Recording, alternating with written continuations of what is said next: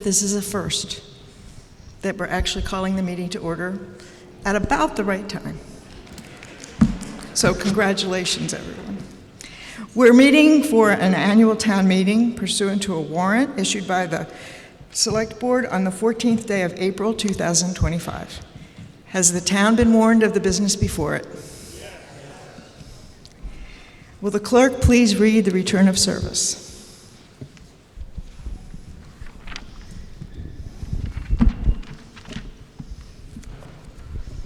Pursuant to the above warrant to me directed, I have notified and warned all the inhabitants of the town of West Newbury who are qualified to vote to meet at said time and place. Signed, Constable Richard Davies, Jr., date April 14th, 2025. As usual, we have with us this evening certain town employees who are not residents of West Newbury who may have useful information to share with us. And they include Angus Jennings, the town manager, James Blatchford, the town clerk, Chief Michael Dwyer, the chief fire engineer and chief of police, Katrina O'Leary, the town planner, Clay Hutchinson, the conservation agent, Corinne Flaherty, the library director, Sam Jocelyn, the building inspector, Christian Kuhn, the chief assessor, and Mark Marlowe, the water superintendent. Is there any objection to having these non-residents address the town if it is advisable? No. Thank you. So I'll proceed to the introductions. I am your moderator. I'm the arbiter of the rules of debate, and I hope that that's clear what it means, but it means that I'm the one that makes decisions about whether things are in order, not in order, progressing smoothly, not progressing smoothly, whatever. The town clerk is James Blatchford, and he's sitting at the table on my right. The select board is at the table on my left. Wendy Reed, the chair, Rich Parker, the vice chair, and Chris Weil, the clerk. The finance committee is sitting at the far table on my left. Rob Phillips is the chair. Daniel Ennis is the vice chair. Ross Capalupo, Dennis Lamalfa, and Jim Spiralakis are the members, and Angus Jennings, the town manager, is an ex officio member. Town meeting is the oldest form of local government in the United States, dating from the 17th century. And in my handbook for how to moderate a town meeting, there are references to issues that came up in the 1780s, which are still relevant today.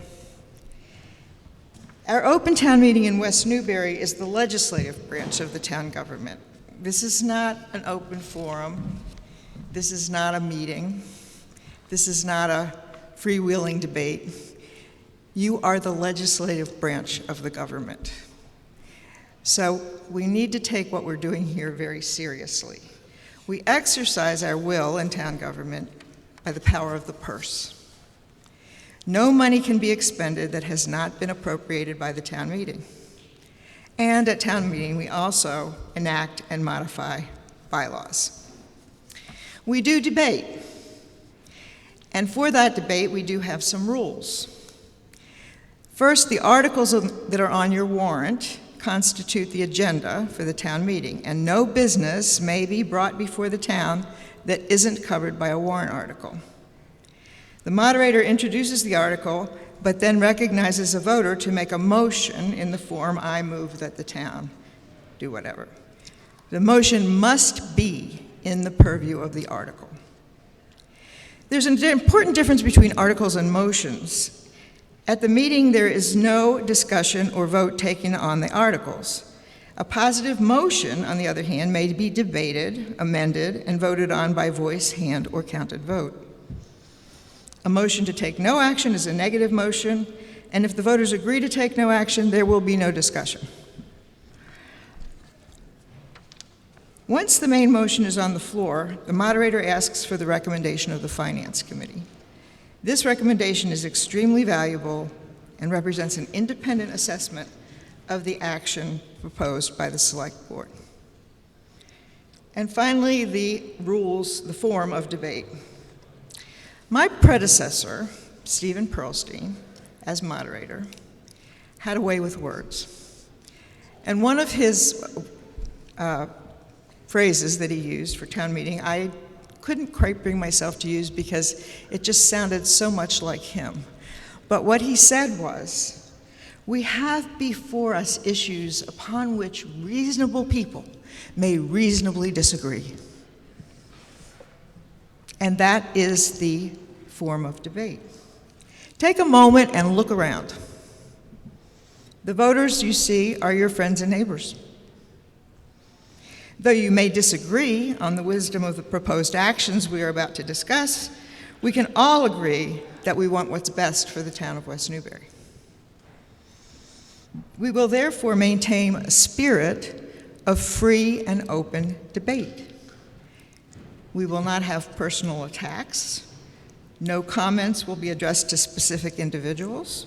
There will be no cross-examination.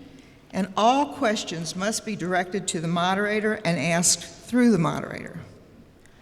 Questions should arise solely from a need for information. Rhetorical questions should be avoided. And only the moderator may ask the opinion of town council. Speakers must be recognized by the moderator.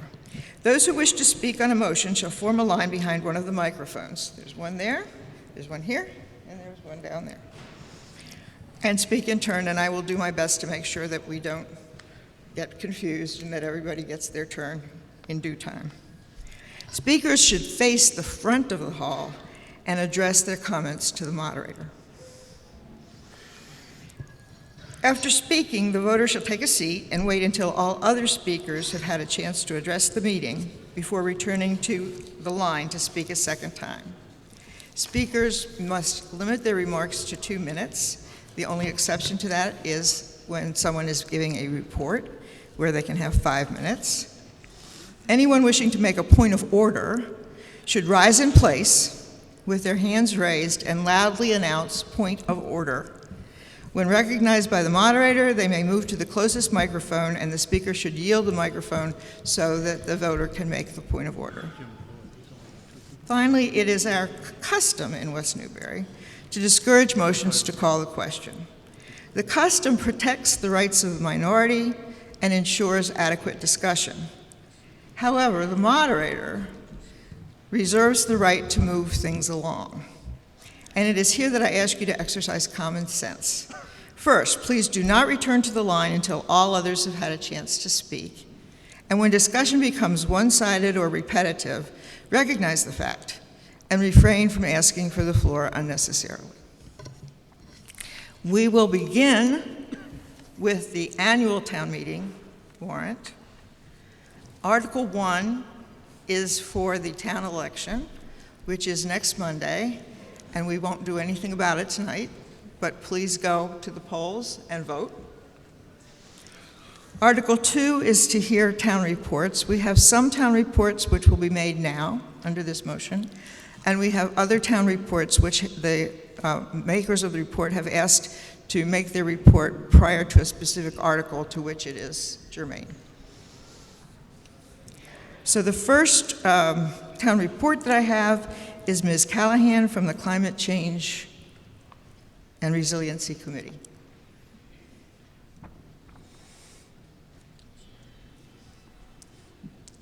Okay, moving on. From the Select Board, Ms. Reed. Hello, everybody.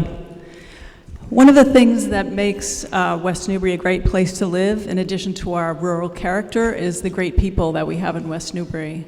And every year, the Select Board awards a Citizen of the Year award to somebody who has made contributions to the town, either in that prior year or at some time during their residency here.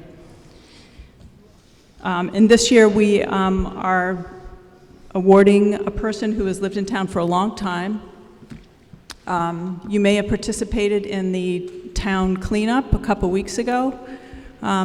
That was the brainchild of this person who, more than 20 years ago, decided that that was something we needed and provided the trash bags and gloves on her own for a number of years, as well as publicizing and organizing the event.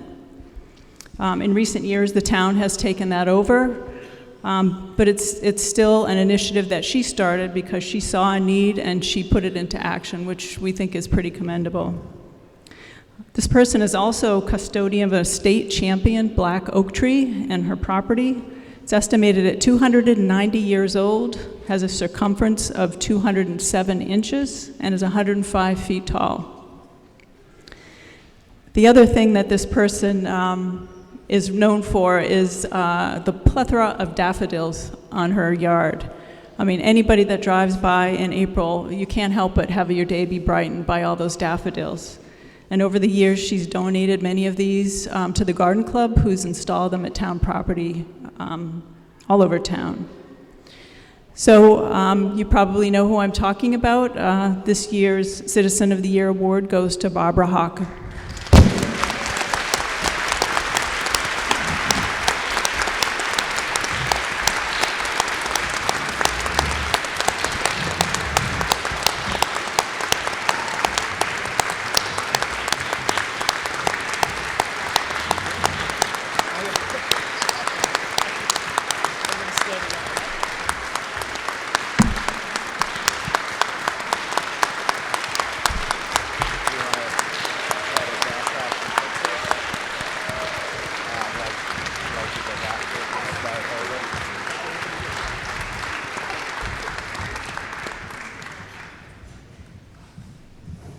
Wendy, can we get a picture with the...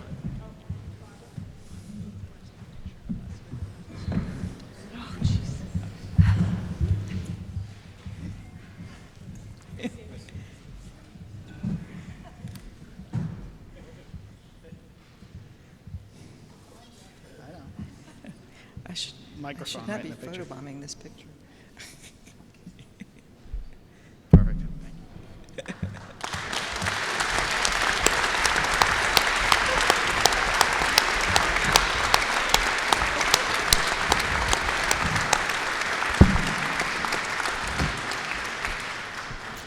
And the next report is also from the Select Board.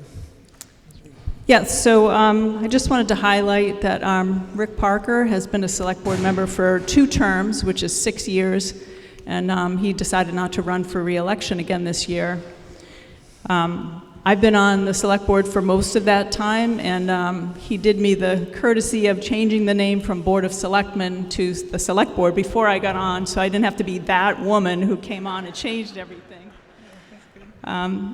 He's been a strong advocate for infrastructure projects, notably the Middle Street Bridge, green communities initiatives, climate change resiliency. He's been our representative with the Water Department and Board of Water Commissioners. He recently became a grandfather, and so has decided to spend more time with his family, but I'm sure that he will remain on those other committees and continue to be a fixture in town government. So if we could just show our appreciation for Rick.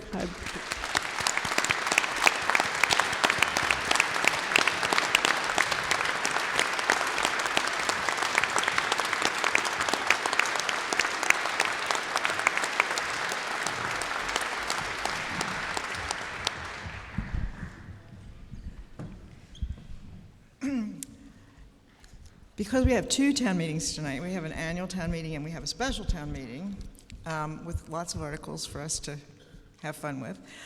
We are going to recess the annual town meeting at this time and take up the special town meeting, which, with a little bit of luck, may be easier to get through. So, the first article on the special town meeting considers the MBTA Communities Multifamily Housing Overlay District.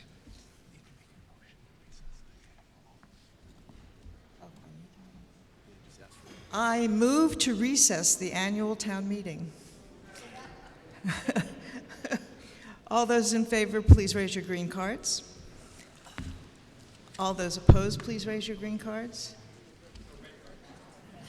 Oh, I'm sorry, you're right, red cards. It passed unanimously. So,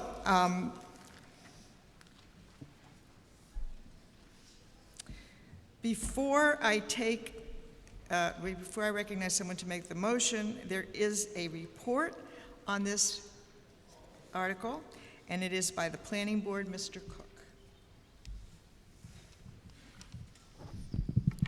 Madam Moderator, at the Planning Board's April 22nd, 2025 meeting, the Board voted on the following motions.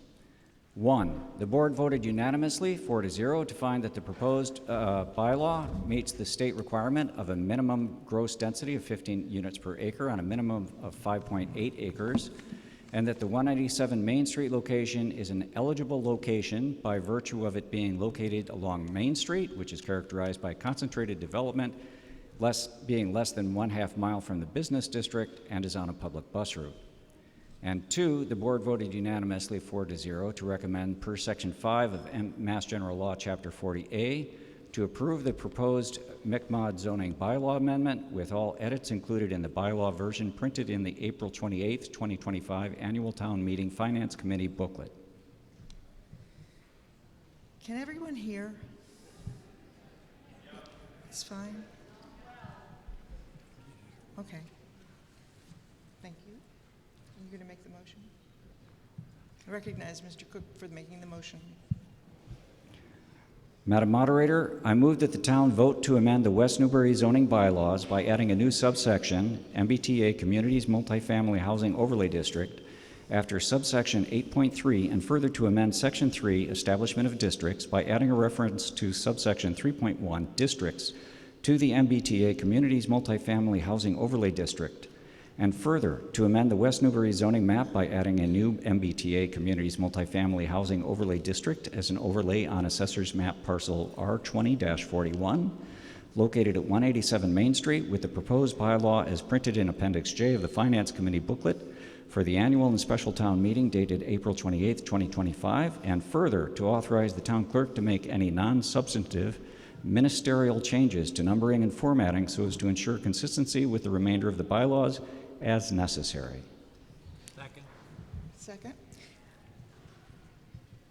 We're open for discussion. Now, there are microphones in 3 places, so you can go stand behind any microphone. Excuse me, Madam Moderator. The Finance Committee sits over here. So did you want to hear our recommendation? I am so sorry, Finance Committee. Yes, I do. Okay. And I will try not to make the same mistake again. So, That's a the yes. motion is on the floor. Mr. Phillips is exactly right. I should have asked for the recommendation of the Finance Committee immediately, and I did not. So, I'm going to go back and ask for the recommendation of the Finance Committee. The Finance Committee recommends approval of this article. Madam Moderator, those who study zoning and housing would tell you that conventional zoning in states like Massachusetts drive housing costs up. Much of our state suffers from affordability issues often referred to as the missing middle. Our comprehensive plan had properly pointed out that we build out over time, with much of the new units being produced under our conventional by right zoning. I live across the street from a very nice subdivision built by right. All 12 homes would sell for over $1.25 million and all have 4 bedrooms. This is a typical build-out under conventional zoning. West Newbury will always have enough of these larger homes. What we are missing from our housing mix are 2- and 3-bedroom units. These can be thought of as starter homes for younger folk or ender homes for empty nesters. In other words, housing for your kids and your friends. Another lesson from the comprehensive plan was that we should try to make the inevitable build-out less visible to the road. Appearance matters. Recent subdivisions in town give very good examples of how beneficial it is to protect the appearance of our community.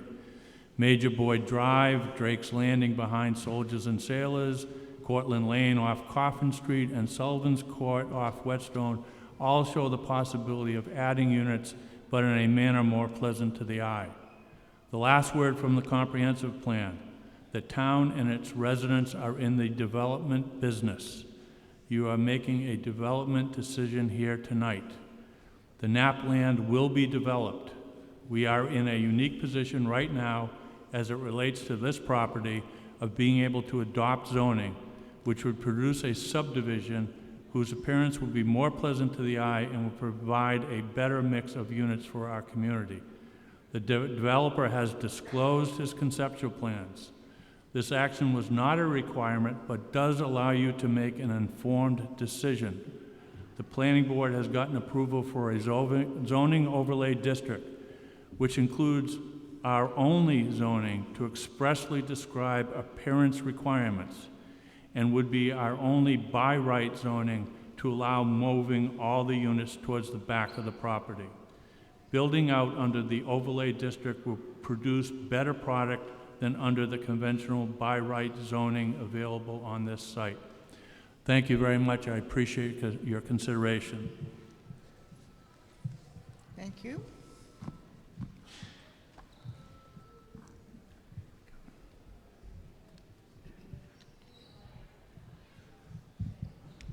Mr. Cook. Madam Moderator, this is the rationale of the Planning Board. Since January of 2021, the Town Manager, the Select Board, and the Planning Board have been working on a bylaw which will comply with the MBTA Communities Act. The purpose of the Act is to encourage and more quickly build housing and build multifamily housing. Furthermore, it is to increase the types of architecturally consistent housing available close to the town center in ways that provide a good quality of life for occupants and abutters in an environmentally sensitive way, preserving open spaces. Failing to comply with the law by the end of this year would mean losing hundreds of thousands of dollars in state funding annually and would get West Newbury involved in lengthy and expensive litigation. It is the Planning Board's unanimous opinion that failing to comply with the law would be harmful to West Newbury and would likely result in a significant increase in property taxes. For 4 years, we have hired consultants, examined options for compliance, and looked at all parcels in West Newbury. There have been dozens of workshops, information sessions, public hearings, and public meetings. We originally planned to bring a proposed bylaw to the town at the 2024 town meeting, but based on input from the citizens, we postponed our proposal to consider other options, gather more information, and refine our proposal. The proposed zoning bylaw, if passed, will satisfy the state requirements, and it would fulfill the stated purposes. It would place a multifamily zoning overlay district on the parcel located at 187 Main Street, more commonly known as the Knapp property. If passed, a future developer would have the option of using this zoning to develop this parcel and would be limited to a development area of 9.5 acres or less. If this bylaw doesn't pass, a future developer will still be able to develop the land per 3 existing zoning options. In all cases, the substantial wetlands at the back of the lot will be protected by existing laws. Because the size of the development here will be limited by the ability to treat wastewater by an on-site septic system and manage stormwater, voting yes on this bylaw will not result in a larger development that can be implemented by the other existing zoning options.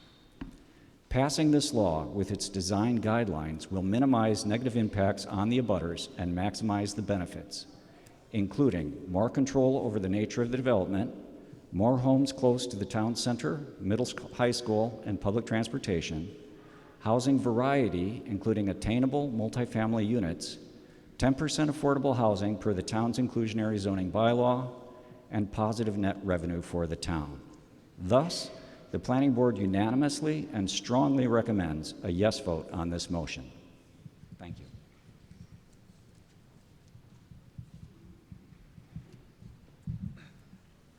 Madam Moderator, I move that the motion under Article 1 be voted by paper ballot. Second.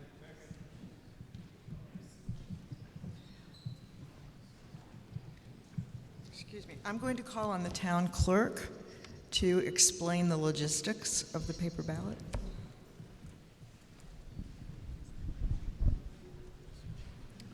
Thank you, Madam Moderator.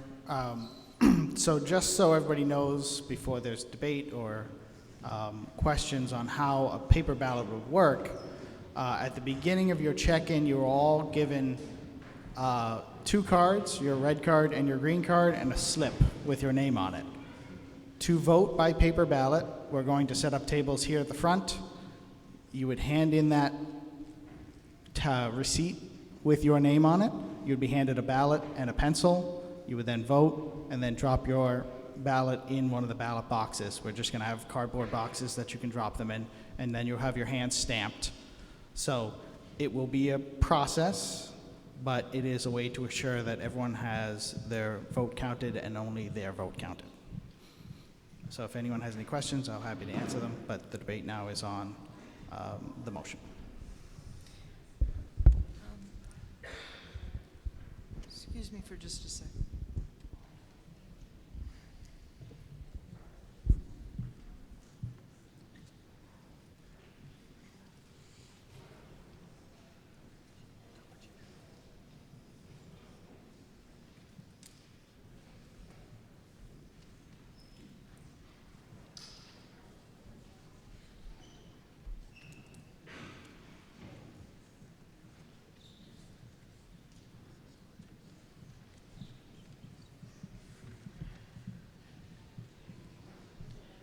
Madam Moderator, I second the motion for a paper ballot, just in case it's very close. Excuse me, but I have to check something, please. Oh, Could you sorry. Give me just a second. Sure.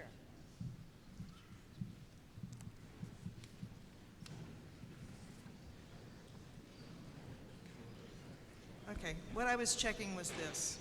I don't have all of this memorized, I'm sorry. A motion to fix the method of voting is not debatable or amendable. Do you all understand that? Some motions, like the main motion on the floor, can be amended. There's a process, you can change the wording. We can debate it, we can re-amend it, we can do all kinds of things with it. A main motion is a very fluid motion. There are other motions which are subsidiary motions and other types of motions, some of which are debatable, but not all of them, which means that if someone makes a motion, for example, to fix the method of voting to paper ballot, it is not debatable. We simply have to just vote on it.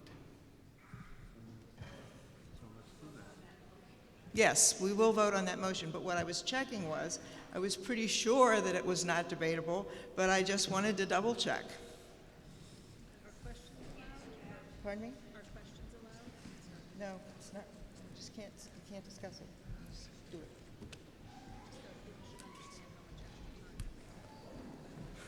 Well.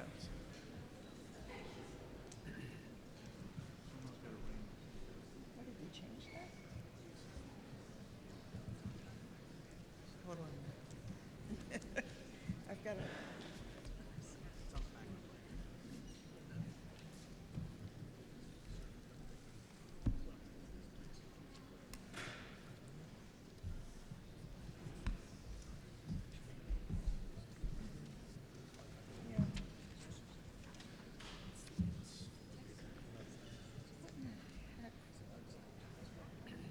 Well, I believe it, so.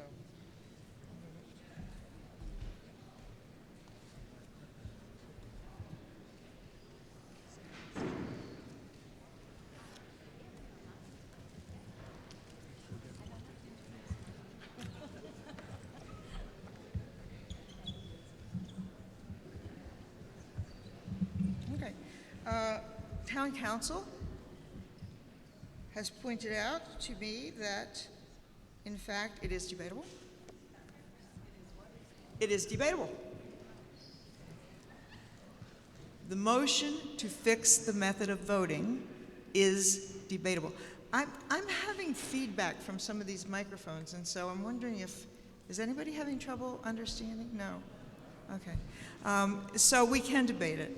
And I would like to point out that, unless someone else is going to mention this, to take a paper ballot is going to take us at least 1 hour, and we can't conduct any other business while we're counting the ballots. So it's going to be a very time-consuming process.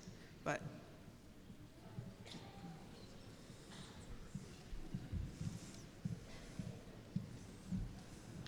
I think this is a really important issue, and I think if it's very close, and I've been to town meetings where you put the red or the green square up, and it's come down to like one vote difference. So personally, I think we should, and I was told that once you do like a hand count, you can't have a paper ballot after that. So I vote that we go to the paper ballot now. Could you come to the microphone, please?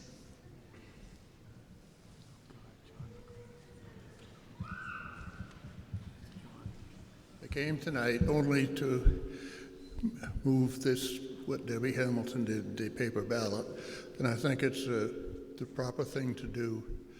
There'd be a lot of social tension in town over this one way or the other, and I think it's a civilized way to approach it, that neighbor versus neighbor is not looking to who votes how. So just as a civilized society, I highly recommend that we go to the paper ballot.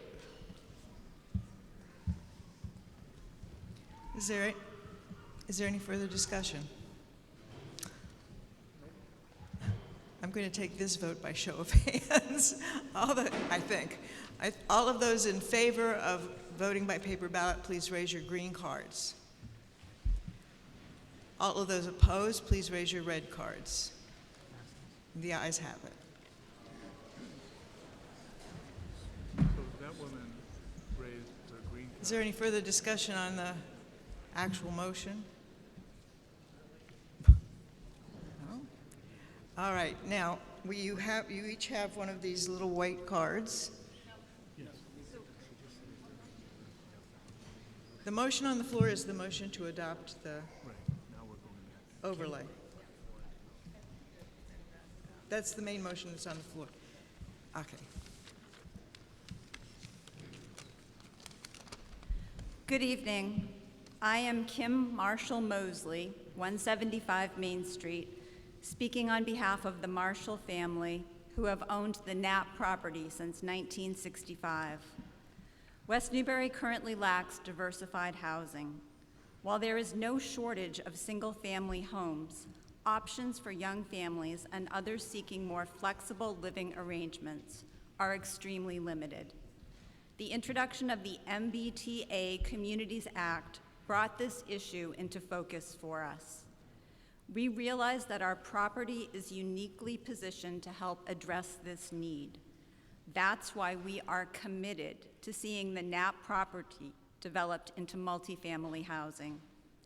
Our preferred path forward is the MBTA proposal presented by John Sarkis at the April 8th Select Board meeting. This plan offers the most open space, thoughtful design, and buildings that are respectfully set back from Main Street. A yes vote on the MBTA bylaw allows for this kind of responsible development, one that fits the character of West Newbury while creating much-needed housing options. To be clear, if the MBTA bylaw does not pass, the property will not return to its former agricultural use. It will still be developed into multifamily housing. The alternative options, also shown at the April 8th meeting, include duplexes running from front to back with the road down the center of the property. These options are by right and do not require a town vote. So the choice is not between development or no development. It's about what kind of development we want to see in West Newbury. We believe the MBTA plan is the best option for the town and for preserving the character of our community. Thank you.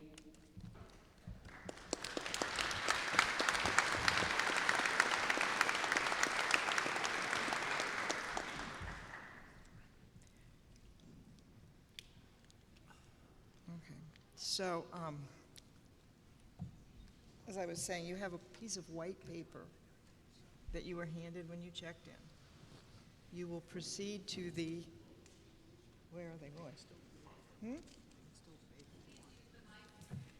I'm sorry.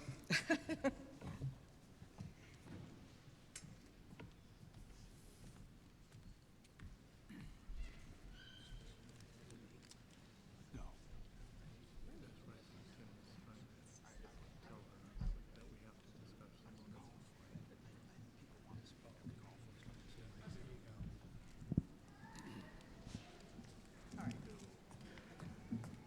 Ladies and gentlemen, town clerk and town council are very concerned that you did not understand that the debate is open and that the mics are open.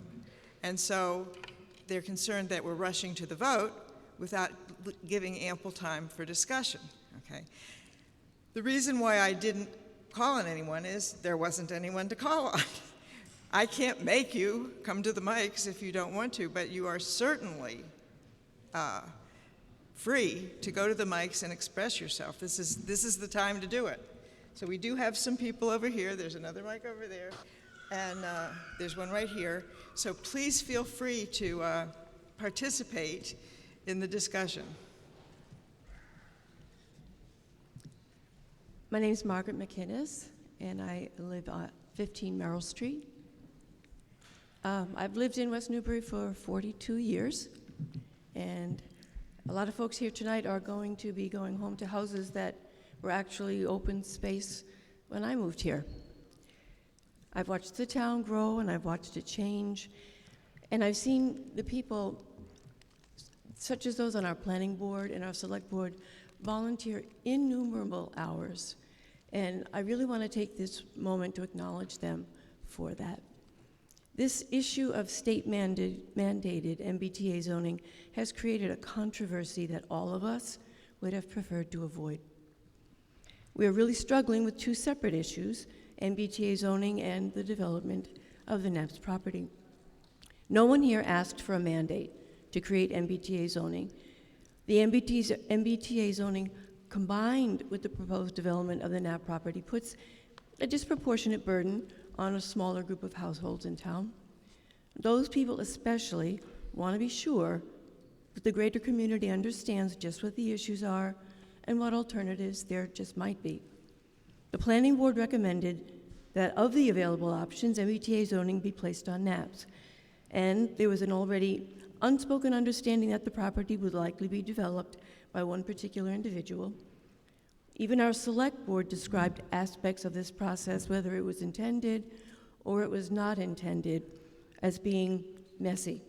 So this created a recipe for some very strong concerns.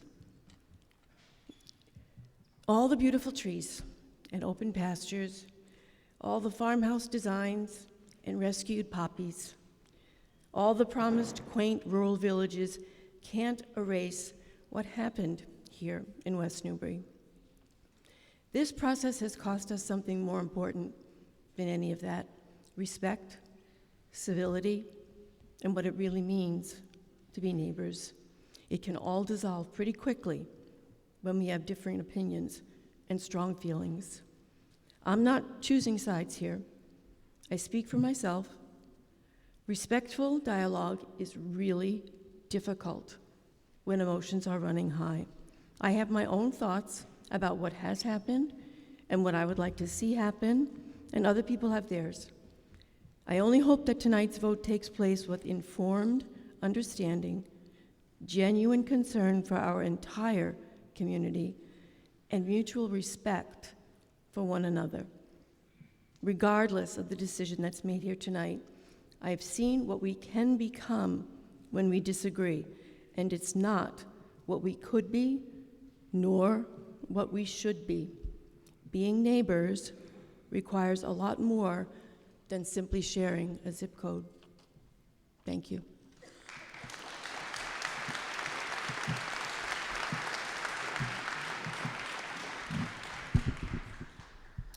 Hi, my name is Erin White, and I live at 199 Main Street.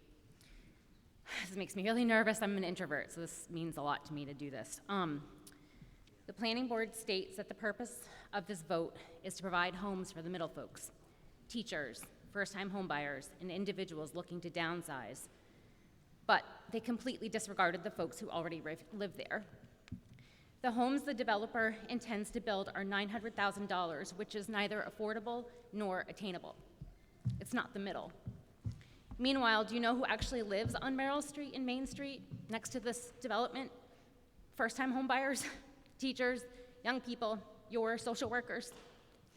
The planning board has assured us that all of the preliminary testing has been done and that minimal to no impact will occur from putting 30 to 40 houses up on the hill on the fringes of wetlands. But anyone who's been paying attention in the last 10 years of town development knows that this is not true. On Crane Neck, a homeowner indicates that her backyard flooded when a house was built next door. Another resident says that an acre of their property is now flooded due to an abutting house being built on a parcel next to wetlands. A resident on Bachelor Street said that they needed a new 60K septic after Action Cove in the apartment complex was built. Finally, one only needs to remember the dirt in the road from the new duplexes to know how problematic our topsoil is and how the water always wins. Who's going to compensate the neighbors if the developer is wrong? Who's going to make good on the planning board's decision? Who's going to fix your teacher's basement or your first-time homeowner's property? Our environment is changing. We have very little water in the summer, unique topsoil, lots of water runoff and wetlands. It could just be that our town isn't made for high-density homes like this. That's not to say that we shouldn't have multifamily housing or affordable housing. I'm going to be honest here, I was once unhoused, and there were many, many wonderful people who took care of me. I can also tell you that when I was homeless, I would have been incredibly offended that people were pretending to construct this type of development for me. What we need is true affordable housing, which also respects our topography and our dwindling resources. Please, I'm begging you, vote to protect our neighbors and our environment. We can put the overlay on an available but not developable parcel, such as Drake's Landing, so that no one group is harmed. Thank you.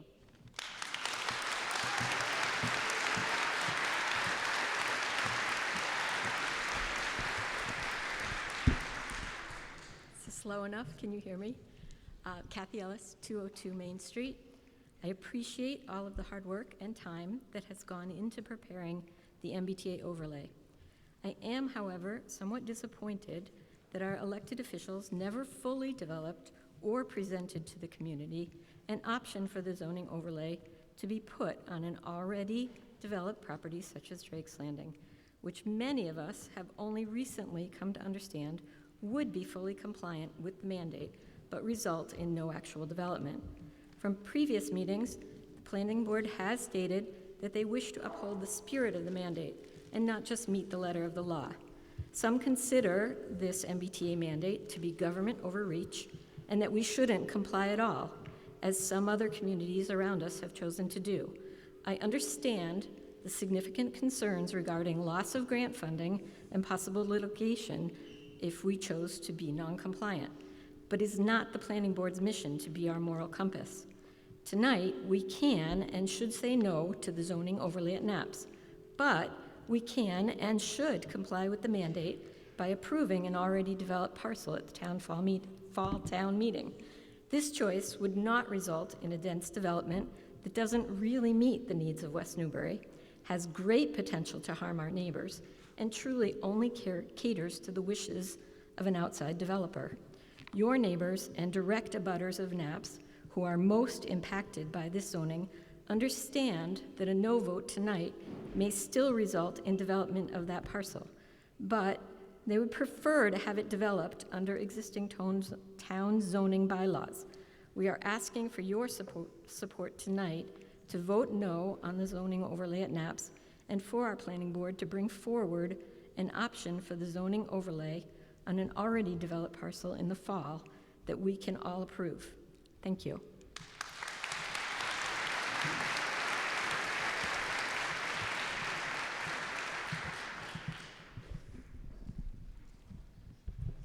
Hi, my name is Perry Conrad from 7 Merrill Street. I would like to say, as an abutter, this is not about not in my backyard, but more about the planning board has never listened to us who came to meetings last year to suggest finding a buildable but not available option. We had to find out about this option on our own, even though they were fully aware and knew this option existed and met the compliance of the state. In repeated meetings, the planning board continued to never bring this up as an option when presenting the MBTA overlay until we again needed to bring it up to approve as an approved acceptable option. Even tonight, they never brought this up. There is an option that you can go where it's a buildable but not available. An example of that would be North Andover. They place their MBTA overlay over the market basket, so the property is considered buildable, but it's not available. It probably will never be available. That's fine with the state mandate, and it meets the state requirements. They're in compliance. We can do the same. So regarding the comment from the planning board and others, well, it's going to be built anyways with similar or more units if we don't pass this. That was debunked by the planning board's previous statements that to build more units couldn't be built because due to septic constraints. So Sarkis, who's the developer and builder who has the purchase and sales right now, he's not the owner, he has a purchase and sales on this, which they've been appeasing. Sarkis stated that with the MBTA approval and with the affordable and height constraints removed, he would build a farmhouse-style structure set back 200 feet, blocking the development from the street to make it look all pretty, okay? But Sarkis has already changed his mind from initial 3 to 4 units to 40 units. And with the MBTA zoning, he can do whatever he wants and can continue to change it. He's going to maximize his profits. Just ask the towns of Raleigh and Topsfield how many times he's changed the plans in their town. What we know is that this has been tied up for 2+ years for the outcome of this vote by him, and he can easily sell this to a bigger developer and a bigger builder or tie in with a bigger builder like he has done in other towns. So your idea of a farmhouse in the front of the road can be easily changed. Sir. Yes. The motion on the floor is to accept an overlay. It is not to accept a developer. It is not to accept a development. It's to accept an overlay. And you've gone beyond. Thank you for clarifying. I had one last statement, and I'm at the end. Lastly, with high density, this is high density. This isn't just multifamily, it's high density multifamily. That's in my backyard. Again, it's not in my backyard, but this is in my backyard. It's in the backyard of everybody on Merrill Street. And that property slopes down to Merrill Street. The town disregarded the people of Merrill Street, and it's going to flood our backyards in our basements. You have no disregard to us, all the people on Merrill Street, for this. It was initially 4 to 5 units, which we could easily absorb up in there, but with the watershed off of 15 units per an acre, that's going to flood our backyards and basements. I thank you for everything, but I thank you, and I please ask you sincerely, please vote no. Thank you.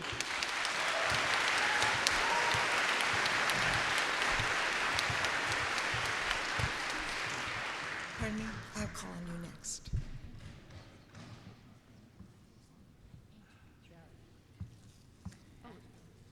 He was there before.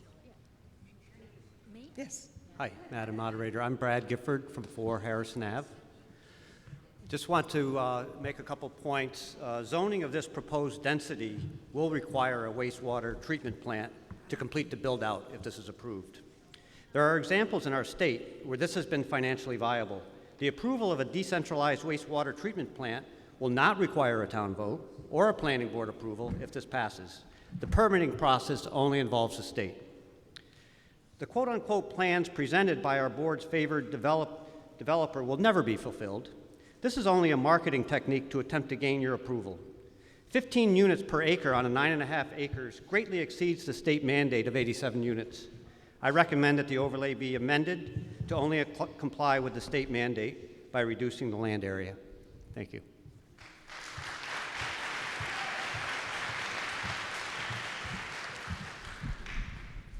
Jillian Knowles, Chase Street. Married to a man who was born on Garden Street 82 years ago. So I sort of have a little bit of an in, even though I've only been here 45 years and brought up my children here. First of all, I do want to say that I do feel for the abutters. Whether we vote yes or no, the abutters are going to have that land developed. And it's not easy. There'll be 3 years of, noise and all of that building. One of the things I do know, and if you read, there's a whole lot of page 74. Page 74 is wonderful about where things can be built and where not. This basically rules out, for example, Drake's Landing because it's not doable there to do the multiple housing thing. The people would have to add units to their houses, and the septic won't work. Basically, I could tell you that the housing that's going to be allowed under the MBTA zoning is up to, on the property, it's been agreed, on the property of 6 acres, up to 90 bedrooms, and that will be acceptable. Over 90 bedrooms, the septic system, a multi-septic system, would not work, and we'd end up, the town would have to build a sewage plant. So that's been honored. That's being honored by the MBTA zoning people. So and building on, or overlaying an already existing building, or buildings, would work for Newbury Port to do an overlay on the Kmart building, because it could be developed into, and it's abandoned, and that the same thing here.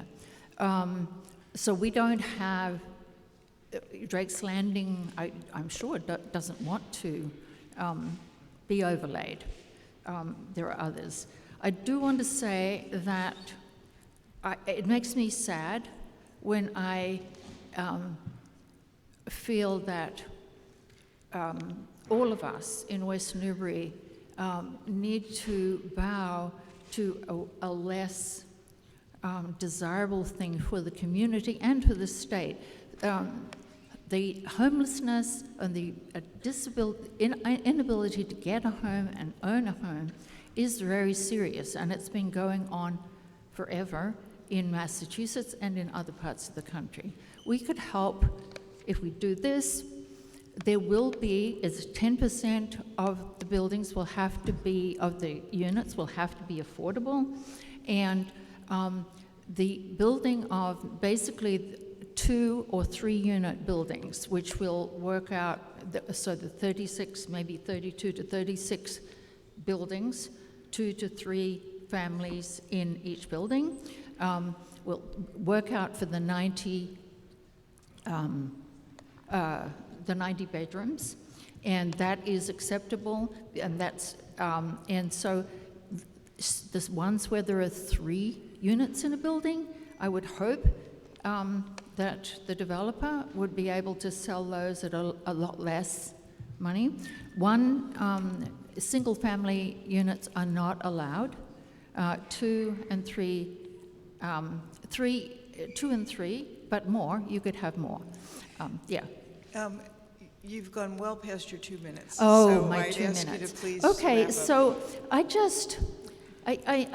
hear the fear and the concern and the bother, but to tell you the truth, those $1 million houses along Main Street and relatively near us on Chase Street, but are really not pretty.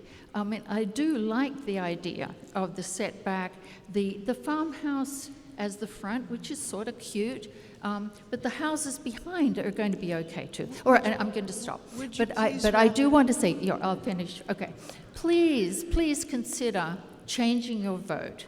Please listen to the facts of the matter. I'm sorry, I've heard so much misinformation that is really not true. I really recommend you read this. Okay, thank you.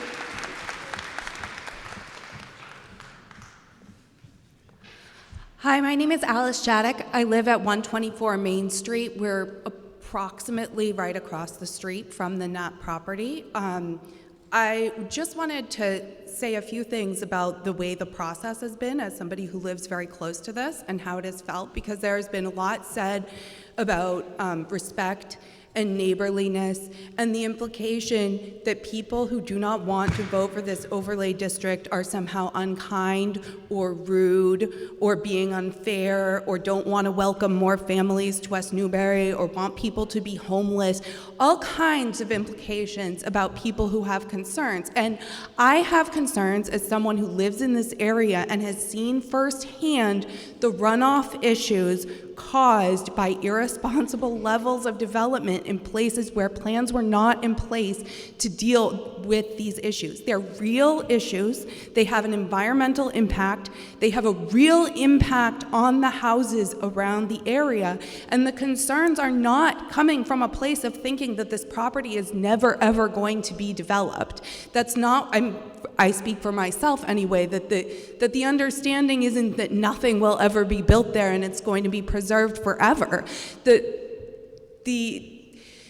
The problem that people have is that the process has felt very much that it has felt, in a sense, almost threatening. And I don't claim to know the intentions of anybody who has said things like this or put forward this information. I'm sure people have good intentions, but it has really, really felt like the tone has been, if you don't vote for this, we're going to build something hideous that's going to destroy the neighborhood. And so if you don't vote for it, then we'll make you pay. That's what it sounds like.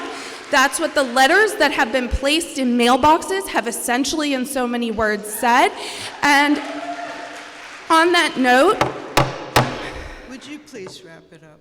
Okay. The person who spoke before me had quite a bit of extra time. And I will say that we have called out in this discussion that this is not about building the property, but about an overlay district.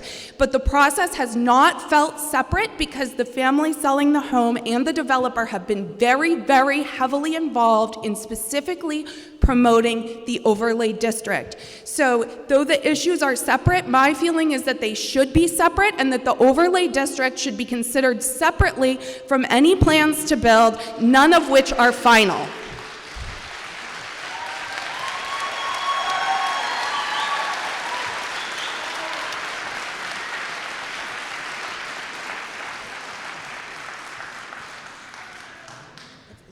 He's next. Then you. Oh, sorry. I see you now. The gentleman in yellow's been there the whole time. Hi, Zach Thompson, 199 Main Street. I just wanted to comment on what I've witnessed the last couple of years. So, the planning board has spent several years developing an appropriate plan and parcel for the MBTA overlay, but has also put an inordinate amount of trust of this potential development into the hands of a potential developer, a previous colleague of the town board. You must forgive me, but I do not put as much trust in this potential developer as blindly as many others have in this room. In March 2022, the Marshall family made the difficult decision to sell Knapp's. They announced it on Facebook that they'd be working with a local developer to build no more than 4 houses. This did not happen.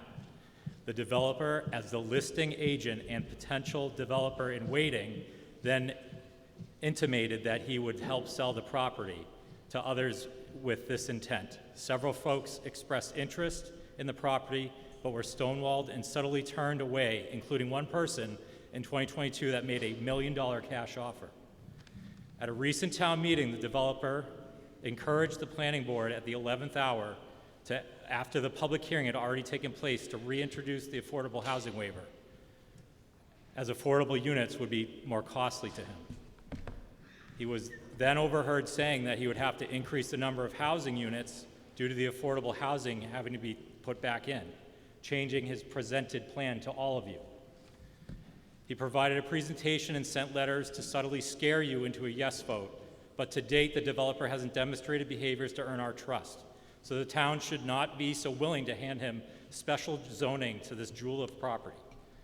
Bottom line is, it's not his property yet. He will say anything to get your vote and promise you what he has laid out for you will not be the final plan. This is all about maximizing profit. There is no penalty to voting no right now tonight. Again, I'm going to say that again. There is no penalty to saying no tonight. We still have time to identify an MBTA overlay on an already developed property. Thanks.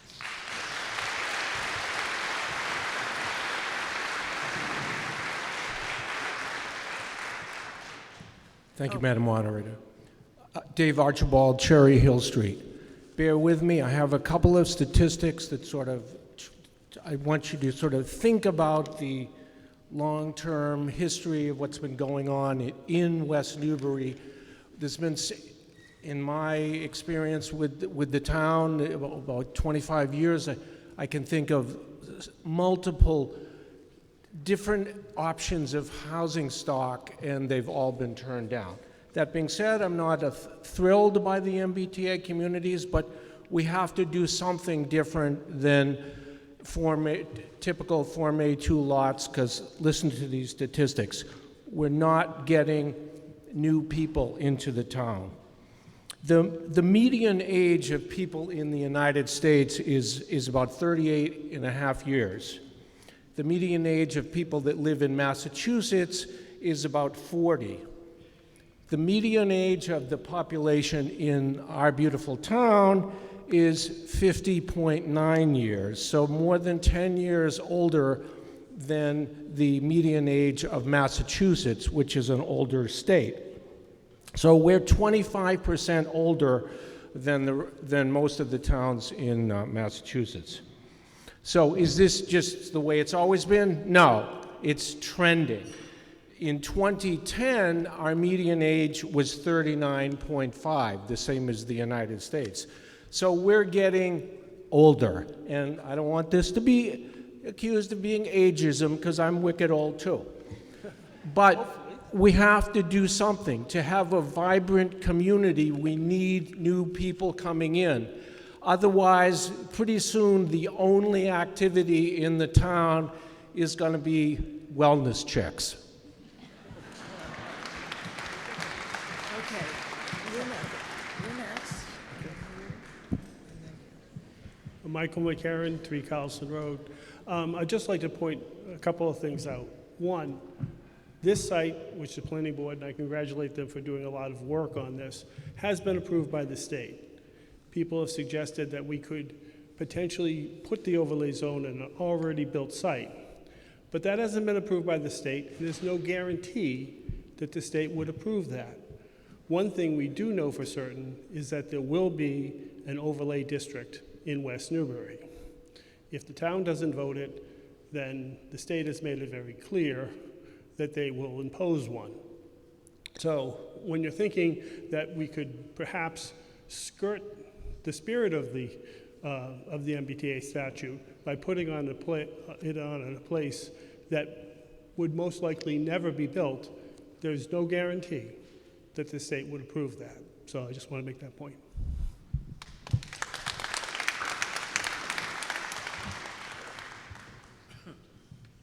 Hi, my name is Karen Devaney, and I live on River Meadow.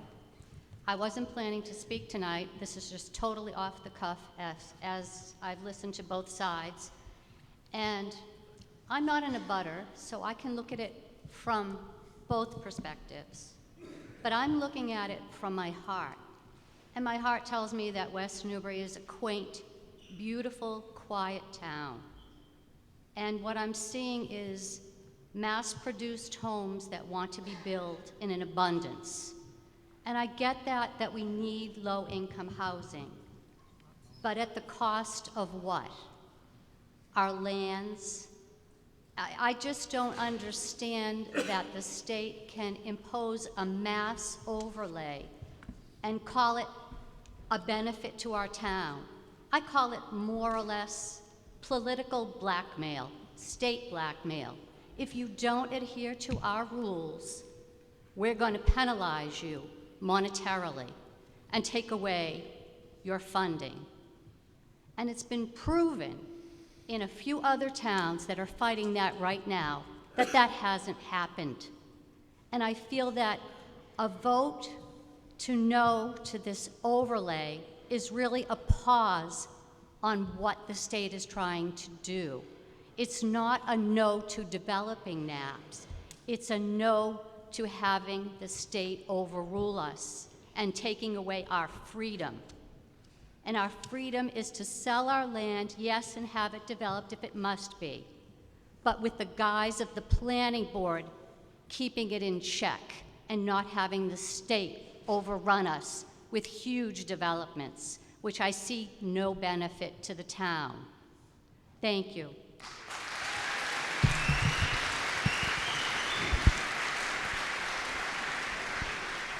Mr. Fogel. Barry Fogel, Upland Lane. If there's anybody here tonight who's undecided, I'm going to speak to you. We in this town have been looking for a place to develop moderate and multifamily housing for a long time. When I first moved to this town, we were buying all the old family farms at great expense and preserving them as open space, and so there are fewer and fewer properties that can accommodate this kind of project. This is not something that's been dropped on us in the last 6 months. This has been before the town for 4 years now. I know there have been many public meetings where the planning board introduced the consultants who evaluated several properties as options for the MBTA overlay. The state and the federal government impose a great number of mandates on communities in Massachusetts. This isn't the first one. We're an MBTA community because we're between the Newburyport train and the Haverhill train. The world is changing because we need more housing that isn't single family, 1 acre or 2 acre properties. So I support this, but the people who are on the fence, we have a very protective Wetlands Protection Act in Massachusetts where you can't build in the wetland itself. So a lot of this property is off limits, which is why less than the total acreage is available for development. The state stormwater management standards are extremely tight. And yes, the people who are abutting the property have every right to be concerned, but it is a well-established practice enforced by the State Department of Environmental Protection, our local Board of Health, our planning board. Wastewater management, stormwater management, and wetlands protection are all embedded already in our existing state and local laws. So this isn't going to be an overrun of the property. If you've looked in the back of the booklet, you'll see the design standards that were already built into this overlay. The design of the page 70 is where this bylaw starts. If you haven't looked at it, take a look.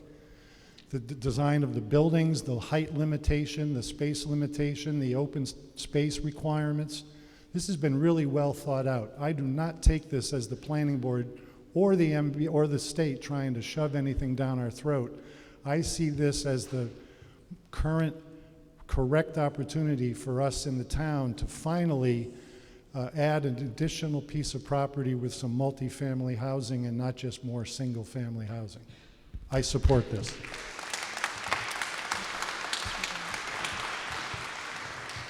Madam Moderator, please guide me in how to call the vote. I think that we've heard a fair section of both sides of this issue, and I doubt that it would ever slow down for another hour or two with the different personal points of view.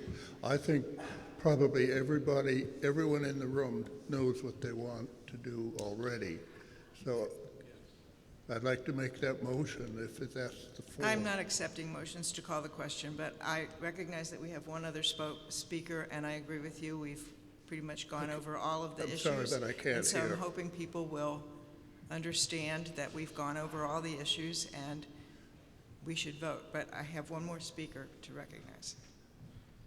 I'm sorry, but I couldn't hear a word you said. No, I'm seriously functionally deaf. I have one more speaker to recognize, and then I will ask people if Well, they... thank you. Okay. Got it.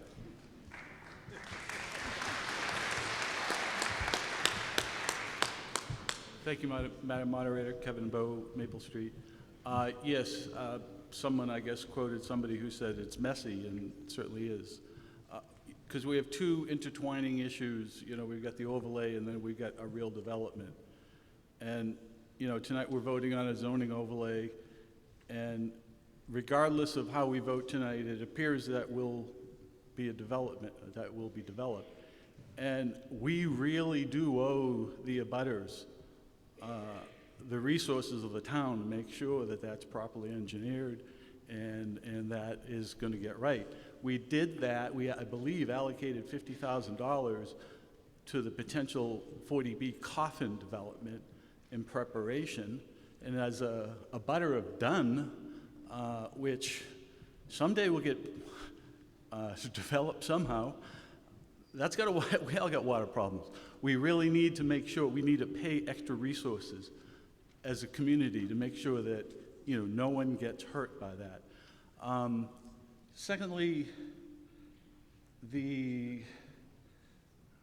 I guess I just wanted to wind up and say, we can't stop the change. We can manage it. And that's why I'm going to be voting in favor of this, because we can take a bad situation of just growth and better manage it. It's not perfect. Thank you. Ma'am, you have already spoken once, and so you're not eligible to speak again right now. You said before that as long as I waited No, until you've already afterwards? spoken once. Okay, And so you're not eligible to speak again. Excuse me? You're not eligible to speak again until everyone else who wishes to speak has spoken. Okay, good. That was the rule I promoted. This is the lady who's recognized, and you have already spoken once. And therefore, and I'm at the end of the line, right? Which is what you said. I have only 1 minute. Excuse me, that's the rule that you said, that if I'm definitely going to wait for that lady. Somebody else. Madam, I'm not going to argue with you on this. I'm going to recognize the lady at the microphone. Excuse me, I just need to say that you are out of order. Take your seat. You are out of order. Take your seat. Is the constable in the room?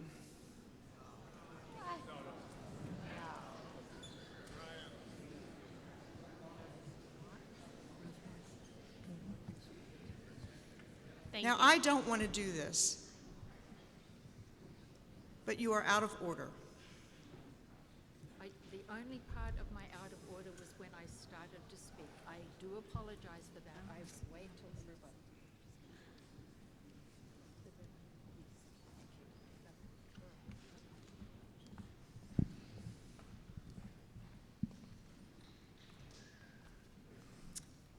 Thank you.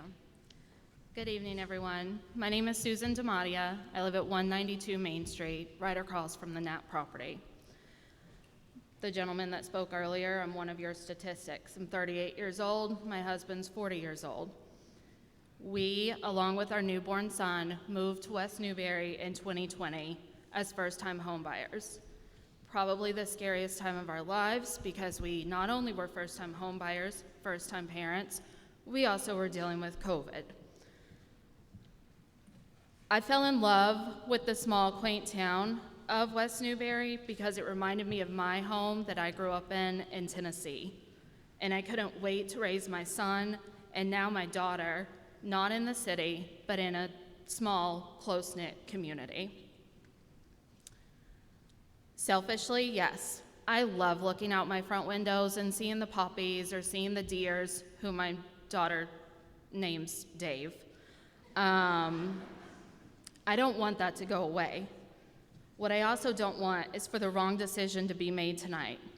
We have two options. We vote yes, and a jewel of a property gets handed over to a developer that a couple of you, I've heard say, is a friend and is trustworthy. But many of us in town do not know this developer. He says he will build with or without the zoning overlay because he allegedly has a signed P&S. We don't know the specifications of that agreement, and we're just gonna go on his word without knowing any details because he's a good guy and he's a friend. Ma'am, the I'm getting motion to on the floor is the overlay. So I'm and getting to that. Discussing the qualities of the developer are not exactly in that. Understood. We've been shown pretty pictures of what the property would look like with the overlay. Unfortunately, those don't paint the full picture if the overlay has gone through. Who's the general contractor? Who's the architect? Who's the engineering firm? What's their portfolio? Has this developer developed a property like this before? My concern, biggest concern, is who's the mitigation company that is going to clean up that property and make sure we are all safe, the abutters are safe? If we vote no, we can pause, see if the sale happens in June or July. Actually have some plans to determine if it's the right property for the overlay. If we vote no, we can make sure that our town and elected officials actually listen to us and have all options that would comply with the MBTA Communities Act laid out on the table as they should have from the beginning. We vote no to pause and think about how this will directly affect abutting neighbors, but also the town as a whole. Most of you probably don't know, but under the new state zoning regulations, abutters are the ones that have to put up a sure bond if they want to appeal anything with development. That's scary, and it's up to $50,000. That is scary. As said before, many of us are first-time homebuyers, teachers, retirees. I urge you to vote no. This is not the right decision for our town.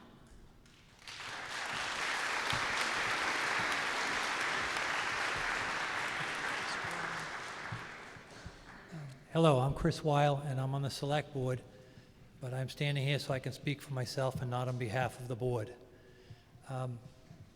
2 years ago, when the state put this mandate out, I was the first one in town to say it felt like extortion, and it still does. They're forcing you to do something, or they're going to pull money back.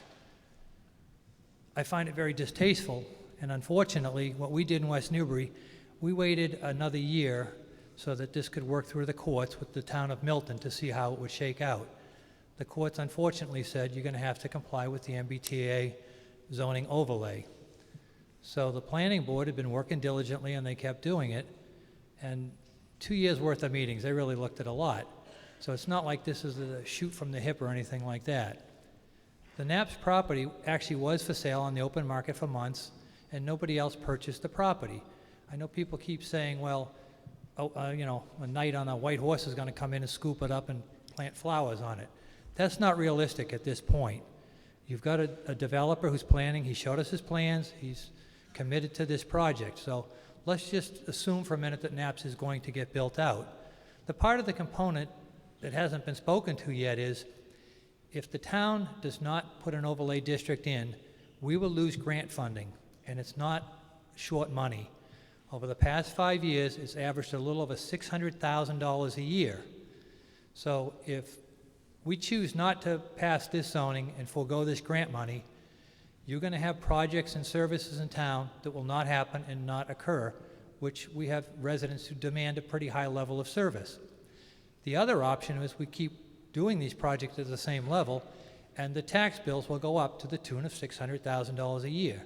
What that means, an average house in town will increase your tax bill by about $800 a year. Not insignificant, and it's worth the consideration. We recently had a grant that we've been applying for that came in, and on the bottom of the grant, it pretty much states you have to be MBTA zoning compliant or you can't have this grant funding. We are compliant right now because we have till the end of December to vote on this. So the way I see it is, if you believe, and I do, that Knapp's is going to get built, we have a developer who wants to build a pretty reasonable development, not significantly less or more than what he can do with compliant zoning currently.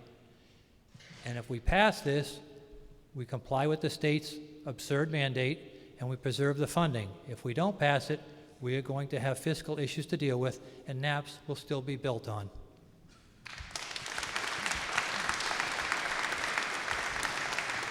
Madam Moderator. Does anyone have anything new to offer on this question?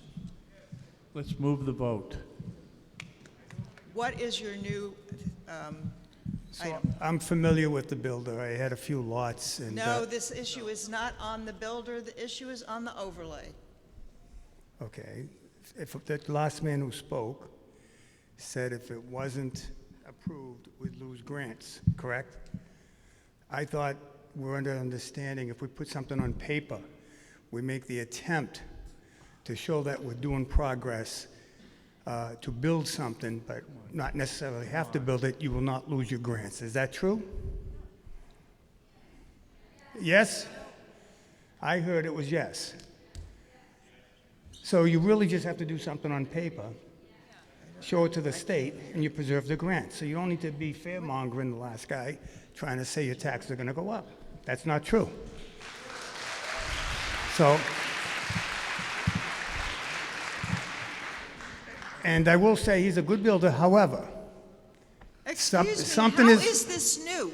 something's going to be built there. It's either going to be the 32 duplexes, Please or it's going to take be a your few seats. mansions. That's all I have to say.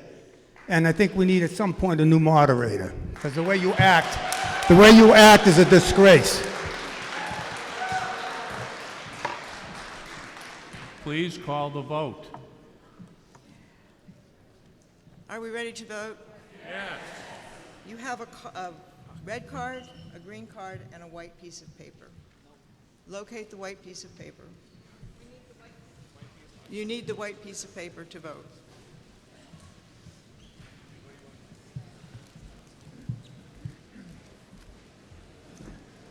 Looks like this.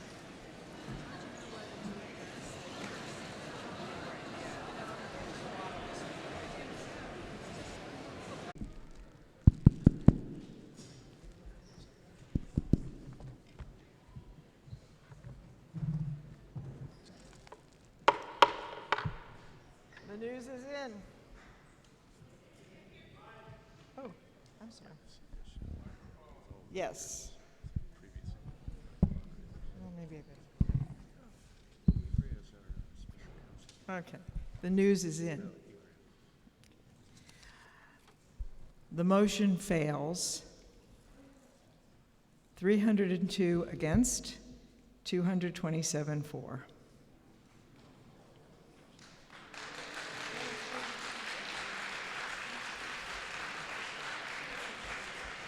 Now, we have lots of fun town meeting stuff to do still, and we need a quorum of 90. I will try to move things along as fast as I can so that we can get done as much as we can. And we will pick it up with Article 3 under the special town meeting. Article 2. Well, you're right. Yes, ma'am.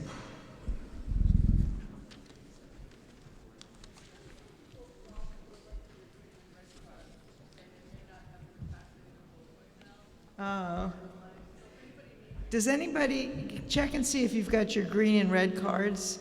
There were some left up at the voting booth. Got green and red cards?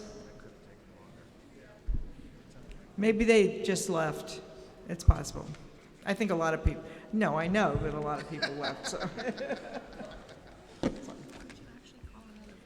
Okay, so you're so right. It's Article 2 concerning pickleball courts. Doug Mead? Ah, Mr. Mead.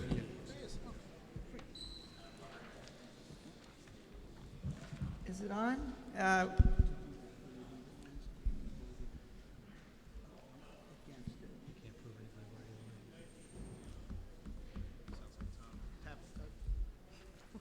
How about now? That's better. That's good. Madam Moderator, I move that the town vote to transfer from the Community Preservation Act undesignated reserve funds the sum of $175,000 to fund the construction of 2 pickleball courts and associated fencing, site work, and signage, including all materials, labor, and incidental and related costs, with any remaining funds to be closed out to the Community Preservation Act undesignated reserve funds at the close of fiscal year 2027. Second. What is the recommendation of the Finance Committee? The Finance Committee recommends approval of this article. Is there any discussion? If not, all those in favor, please raise your green cards. All those opposed, please raise your red cards. The ayes have it. Article 3 concerns the refinishing of the Page School gymnasium floor. Madam Moderator, I move that the town vote to transfer from the Town Stabilization Fund the sum of $36,000 to fund the refinishing of the gymnasium floor at the Page School, including all materials, labor, and incidental and related costs, with any remaining funds to be closed out to the Town Stabilization Fund balance at the close of fiscal year 2026. Second. What is the recommendation of the Finance Committee? The Finance Committee recommends approval of this article. Any discussion? If not, all those in favor, please raise your green cards. All those opposed, please raise your red cards. The ayes have it. Oh. I can call it, yeah, I will, but let me just. I'm going to go back because I neglected to notice that it requires a 2/3 vote, which it did get, and you gave me permission to call 2/3 votes at one of our previous town meetings, but I just want to make sure that it gets done properly. So all those in favor, please raise your green cards. All those opposed, please raise your red cards. It passes by 2/3 margin.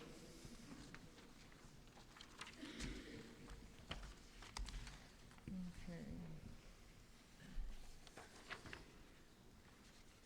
Article 4 involves a Page E911 and intercom system and also requires 2/3 vote. Madam Moderator, I move that the town vote to transfer from the Town Stabilization Fund the sum of $67,292 to fund the replacement and installation of an E911 system and public address/intercom system at the Page School, including all materials, labor, and incidental and related costs, with any remaining funds to be closed out to the Town Stabilization Fund balance at the close of fiscal year 2027. What is the recommendation of the Finance Committee? It's been seconded. The Finance Committee recommends approval of this article. Okay. Is there any discussion? Mr. Wow. Just want to make a comment. I believe this is one of the articles that has some grant funding that would not be eligible if we're non-MBTA compliant. And we received a grant for significant money. How much was it, Angus? $72,000. So next time around, you're not going to have it. Oh, that's right, it's a lower amount. Okay. Any further discussion? If not, all those in favor, please raise your green cards. All those opposed, please raise your red cards. It passes by 2/3. Article 5 involves improvements at the public safety complex. Madam Moderator, Mr. Richard. I move that the town vote to transfer from the Town Stabilization Fund the sum of $222,300 to fund a new roof, replacement flooring in the dispatch center, and improvements to the entry area and signage at the public safety complex, including all materials, labor, and incidental and related costs, and any remaining funds to be closed out at the Town Stabilization Fund balance at the close of the fiscal year 2026. What is the recommendation of the Finance Committee? Finance Committee recommends approval of this article. Is there any discussion? If not, all those in favor, please raise your green cards. All those opposed, please raise your red cards. It passes by a 2/3 majority. Article 6 involves the interior air quality remediation for the GAR Memorial Library. Madam Moderator, I move that the town take no action on Article 6. Motion to take no action is, cannot be discussed. So all those in favor, please raise your green card. Oh, second, okay. All those in favor, please raise your green cards. All those opposed, please raise your red cards.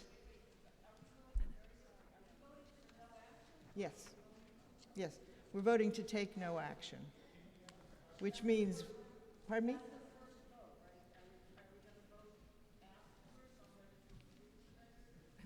No. No. A negative motion is a way to dispose of something without discussing it. If there's some reason why it's been withdrawn, they don't want to do it right now, there's something wrong with the article, blah, blah, blah, they just don't want to deal with it right now.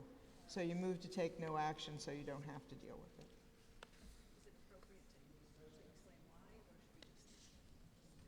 It's okay if you want to say why.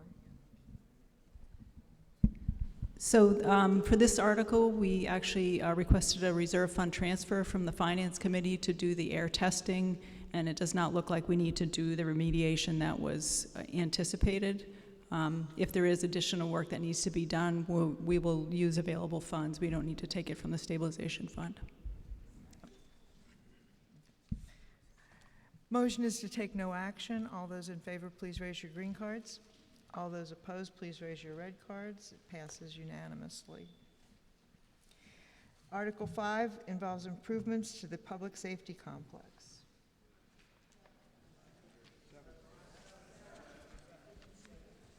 Oh, sorry about that. Article 7 involves replacement of culverts on Coffin Street.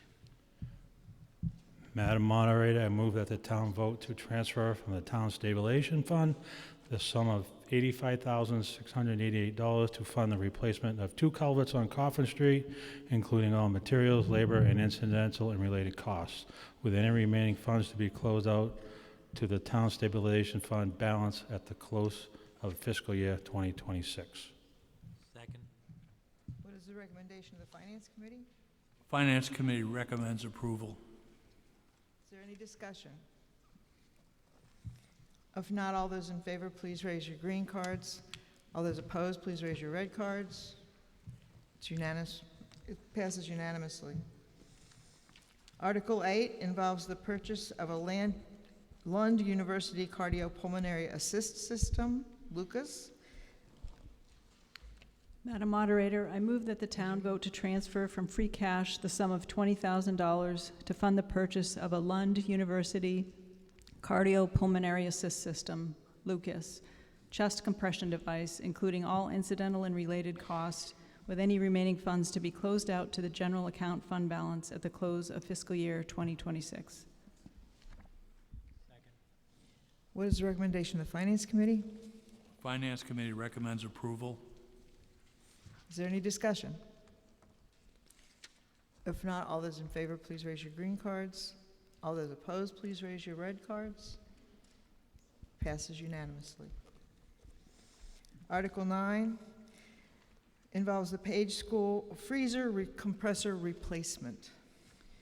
Madam Moderator, I vote that the town vote to transfer from I move to vote that the town vote to transfer from free cash the sum of $17,000 to fund the replacement of the Page School freezer compressor, with any remaining funds to be closed out to the general account fund balance at the close of fiscal year 2026. Second. What is the recommendation of the Finance Committee? Surprise, surprise, we recommend approval. Is there any discussion? If not, all those in favor, please raise your green cards. All those opposed, please raise your red cards. It passes unanimously. Article 10 involves Page School repairs to the Page School rear entry door enclosures. Madam Moderator, I move that the town vote to transfer from free cash the sum of $15,000 to fund the repairs and improvements to the 2 rear door entry enclosures at the Page School, located at 694 Main Street, including all incidental and related costs, with any remaining funds to be closed out to the general account fund balance at the close of the fiscal year 2026. Second. What is the recommendation of the Finance Committee? Finance Committee recommends approval. Is there any discussion? If not, all those in favor, please raise your green cards. All those opposed, please raise your red cards. Motion passes unanimously. Article 11 involves improvements to the Garden Street Fire Station.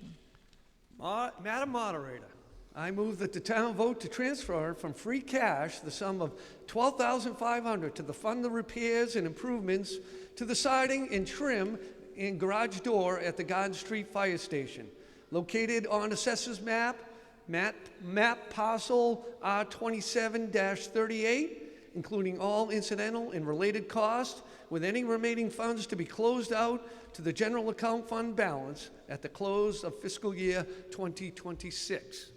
Second. What is the recommendation of the Finance Committee? We recommend approval. Is there any discussion? If not, all those in favor, please raise your green cards. All those opposed, please raise your red cards. It passes unanimously. Article 12 concerns improvements to the town office building, including interior painting and renovations. Madam Moderator, I move that the town vote to transfer from free cash the sum of $14,800 to fund the interior painting and renovations to the town office building annex, located at 379 Main Street, including all materials, labor, and incidental and related costs, with any remaining funds to be closed out to the general account fund balance at the close of fiscal year 2027. Second. What is the recommendation of the Finance Committee? We recommend approval. Is there any discussion? If not, all those in favor, please raise your green cards. All those opposed, please raise your red cards. It passes unanimously. Article 13 involves improvements to the DPW water building, including HIVAC.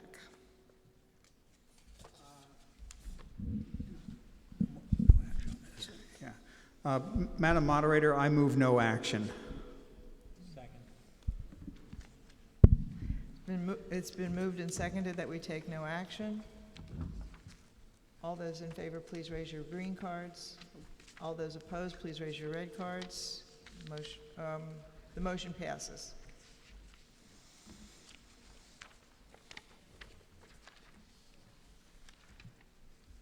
Article 14 concerns the demolition of the Park and Rec building. Madam Moderator, I move that the town vote to transfer from free cash the sum of $27,300 to fund the demolition of the Parks and Recreation building, so-called, sited on the Page School property located at 694 Main Street, including all materials, labor, disposal, and incidental and related costs, with any remaining funds to be closed out to the general account fund balance at the close of fiscal year 2026. What is the recommendation of the Finance Committee? We recommend approval. Is there any discussion? If not, all those in favor, please raise your green cards. All those opposed, please raise your red cards. It passed. No? The ayes have it. Article 15 involves potential well field identification and evaluation. Madam Moderator, I move that the town vote to transfer from free cash the sum of $50,000 to supplement funds previously appropriated under Article 6 of the October 2023 special town meeting to fund costs associated with identification and evaluation of sites with potential to support development of public well fields, including all incidental and related costs, with any remaining funds to be closed out to the general account fund balance at the close of fiscal year 2026. What is the recommendation of the Finance Committee? We recommend approval. Is there any discussion? Yes, there is. Madam Moderator, I would like to amend this to take the funds, rather than from the free cash, to take the funds from the Water Department Stabilization Fund. 1/3 of this town does not have town water. We do not have water to use for our households. We do not have fire hydrants. We do not benefit from this whatsoever. And it's unfair to burden that 1/3 of the town that is not serviced from what essentially is a separate company within the town of West Newbury. And as a result, I ask that we change the funding on this. So that's my amendment.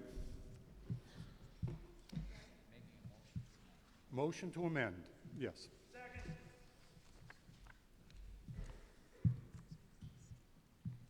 The motion to amend is debatable, must be voted on, and then if it passes, we have to go back to the original main motion as amended and vote again.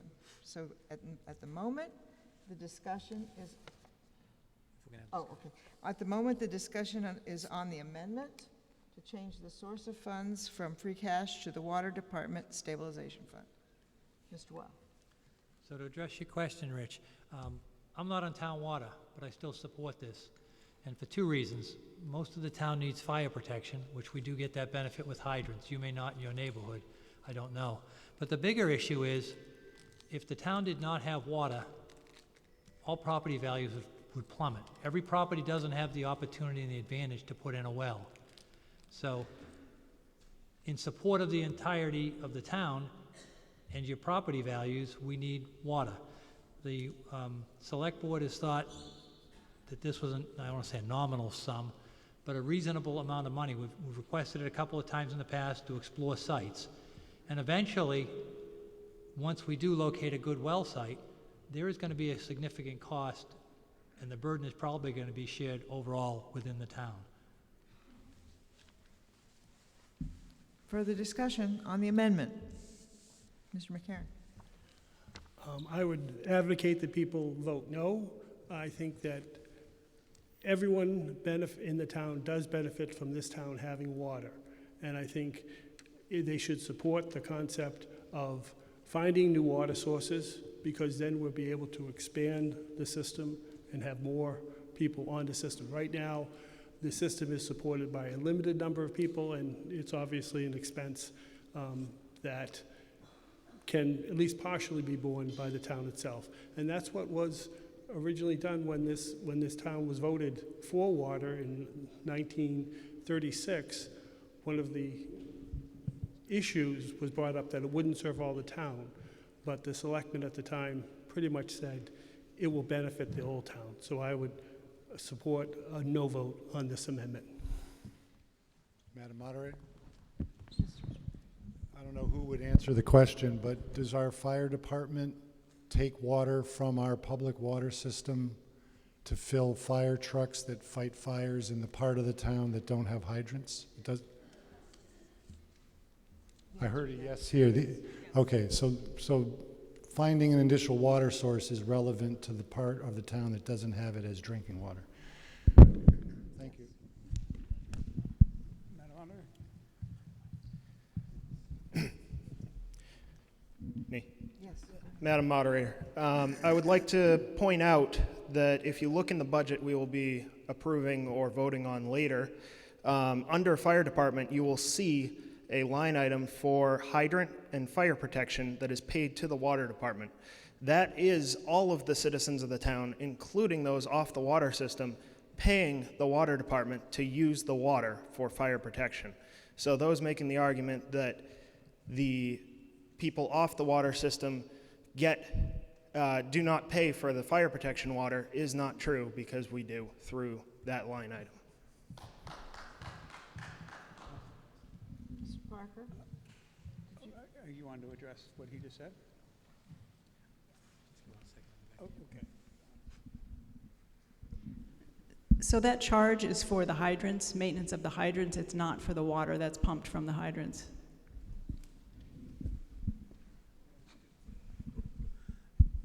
A meeting or two ago, a town meeting or two ago, we voted to support a tanker truck.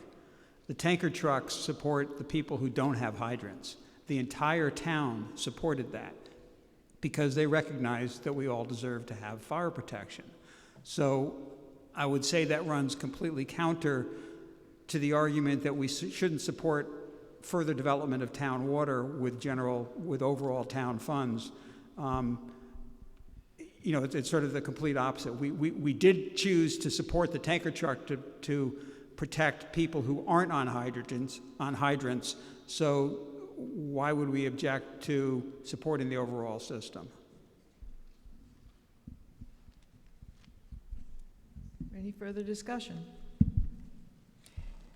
The vote is on the amendment, the proposed amendment to change the source of funding from free cash to the Water Department Stabilization Fund. All those in favor of the amendment, please raise your green card. All those opposed, please raise your red card. The amendment fails. Now we will have to take up the original main motion for a vote. Is there any discussion? If not, all those in favor, please raise your green cards. All those opposed, please raise your red cards. The motion passes. Article 16, it proposes a study of the fire department organizational structures, capacity, facilities, and vehicle fleet. Madam Moderator, I move that the town vote to transfer from free cash the sum of $25,000 to fund a study of the organizational structure and capacity in the departmental facilities and vehicle fleet of the West Newbury Fire Department, including all incidental and related costs, with any remaining funds to be closed out to the general account fund balance at the close of fiscal year 2027. What is the recommendation of the Finance Committee? We recommend approval. Is there any discussion? If not, all those in favor, please raise your green cards. All those opposed, please raise your red cards. It passes unanimously. Article 17, unbudgeted personnel costs. I move that the town, I'm sorry. Madam Moderator. Mr. Weil. I move that the town vote to transfer from free cash the sum of $50,000 to fund unbudgeted personnel costs, including all incidental and related costs, with any remaining funds to be closed out to the general account fund balance at the close of fiscal year 2026. Is there a second? Second. What is the recommendation of the Finance Committee? We recommend approval. Is there any discussion? Yes, I urge that we vote against this, because in any negotiation, the fact that the money is sitting there means it's going to get spent. If we vote no on this, bring it back at the town meeting when the union contract is already negotiated, and we'll fund what we need to fund. But don't put us in a bad position in our negotiations. Further discussion? If not, all those in favor raise your green card. Oops, there was? I'm sorry. Did someone wish to speak? I was going to address it, but we're good. Okay. All those opposed? Okay. All those in favor, please raise your green cards. All those opposed, please raise your red cards. And the ayes have it. Article 18 involves the snow and ice deficit.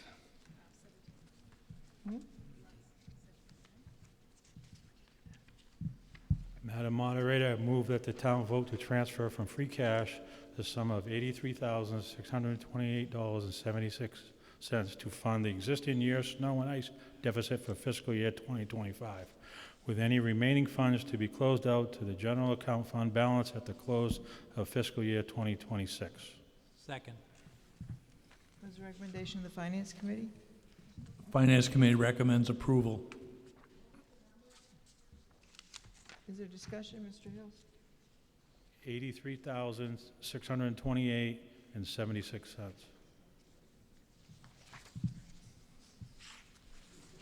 Is there any discussion? If not, all those in favor, please raise your green cards. All those opposed, please raise your red cards. It's unanimous. Article 19 involves extension of some sunset clauses. This is a long one. I move that the town vote to extend the sunset clause for costs and expenses pertaining to the water wellfield study as adopted under the motion for Article 6 of the special town meeting on October 23rd, 2023, for a period of 1 year until June 30th, 2026, and further to extend the sunset clause for costs and expenses pertaining to invasive species management as adopted under the motion for Article 11 of the special town meeting on October 23rd, 2023, for a period of 1 year until June 30th, 2026, and further to extend the sunset clause for costs and expenses to fund improvements to the Page School elevator as adopted under the motion for Article 13 of the special town meeting on April 29th, 2024, for a period of 1 year until June 30th, 2026. And further, to extend the sunset clause for costs and expenses to fund the replacement of well pump 1 as adopted under the motion for Article 2 of the special town meeting on April 29th, 2024, for a period of 1 year until June 30th, 2026. And further, to extend the sunset clause for costs and expenses to fund unbudgeted personnel costs as adopted under the motion for Article 8 of the special town meeting on April 29th, 2024, for a period of 1 year until June 30th, 2026. What is the recommendation of the Finance Committee? We recommend approval. Is there any discussion?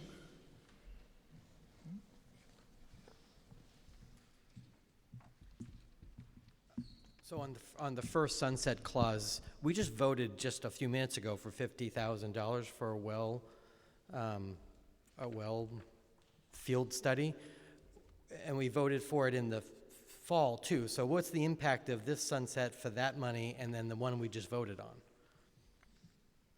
The sunset clause So do closes out the availability of funds after a certain date that's in the...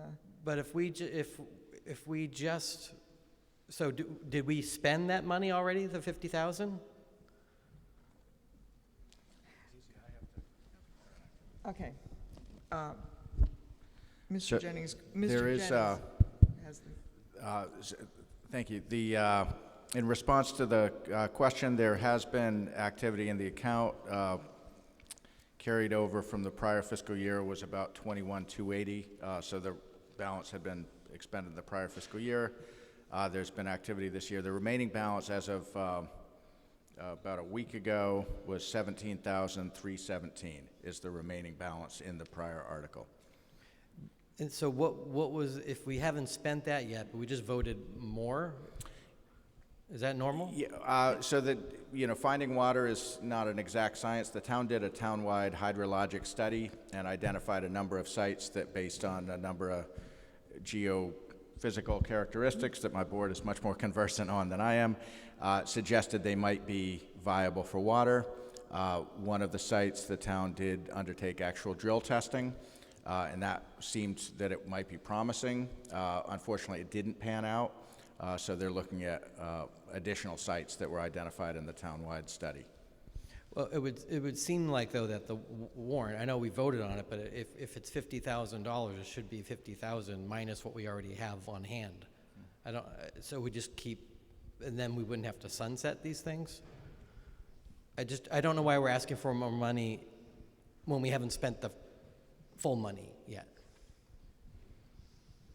I mean, does that make sense to anybody here? I mean, if my kids did that, I'm like, no. The question makes sense, and I can't say. You're looking at me like I'm a crazy person, Casey, but I'm not. I will say it sounds like the board may want to speak, but I'll say the $17,317 remaining would definitely not be sufficient to do additional drill testing on another site. But the board may have additional response to that. Yes, thank you. So this is a sequential process, and I think this is the third town meeting that we've requested money. The first time was for the study. We now have a list of 10 properties that are potential well fields. So on this last round, the site did not end up being productive. It costs less because they didn't have to do as much drilling. But as Angus said, that is not enough to perform the same level of testing at the next site on the list. So because we don't have that exact number yet, it doesn't make sense to subtract out the $17,000 and then not have enough money to do the work this summer, which is the intent. And is there a reason why these 5 sunset clauses have nothing to do with each other? They're all independent. That's correct. So it's either all or nothing with these, right? Is there a reason why these aren't individual articles? Just to try to save time, we have 50 articles, we thought it was appropriate. I mean, typically they are done with sunset dates because since it's already been approved, it's not viewed as a contentious article or one that needs a lot of discussion. I understand, but it's we just need to be it's our money. Right. Right? And we need to be good stewards of it, and we need to, if we give you the money, you spend it, but then you haven't spent it and asking for more. And that's only on the first article. I haven't even looked at the other one. So it just needs to be a little more transparent on this. Sure. So I just want to make sure that you understand that if we don't need the 50,000, it just goes back to free cash. You know, that doesn't stay there. If we complete the study and that site is not productive, then that money will go back to free cash if it's not needed for another site. Okay, I understand. So, Over there. Madam Moderator, that was going to be my comment, is that authorizing 50,000 doesn't mean that's the amount that's going to be spent. So the chair mentioned that. Thank you. Is there any further discussion? If not, all those in favor, please raise your green cards. All those opposed, please raise your red cards. Passes unanimously. And this is the last article on the special town meeting. I would like to entertain a motion to adjourn. All those in favor say aye. Opposed, no. We are adjourned from the special town meeting. But wait. There's more fun to be had. We go back to the annual town meeting. I will give you a brief minute to get your stuff together and do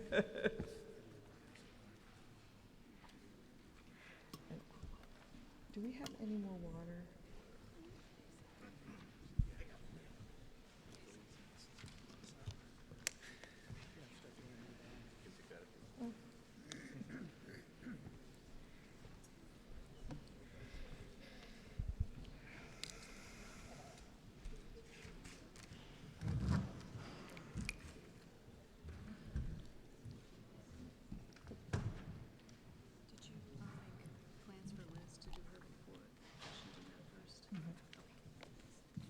But I'm glad you reminded me, because those are the kinds of things that are very easy to forget.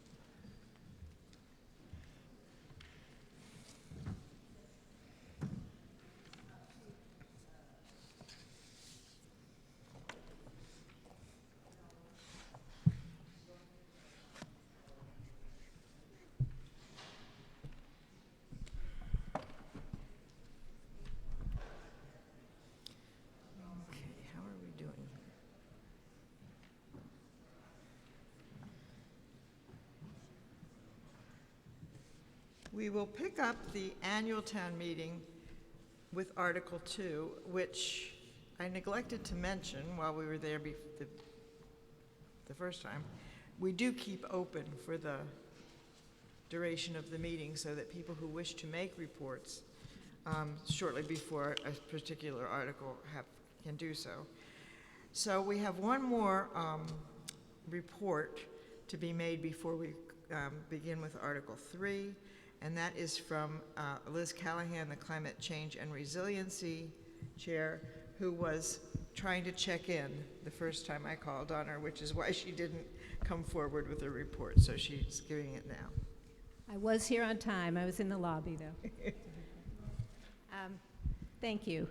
Good evening. I'm Liz Callahan, the chair of the town's Climate Change Resiliency Committee, or the CCRC.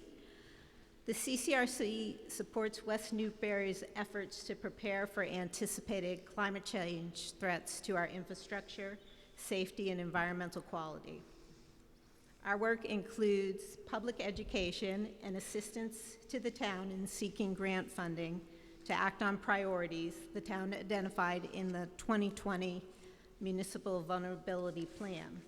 I wanted to take the opportunity of tonight's meeting to briefly update you on a project the town has undertaken to identify alternatives to address the flooding, riverbank erosion, road access, and safety issues along River Road.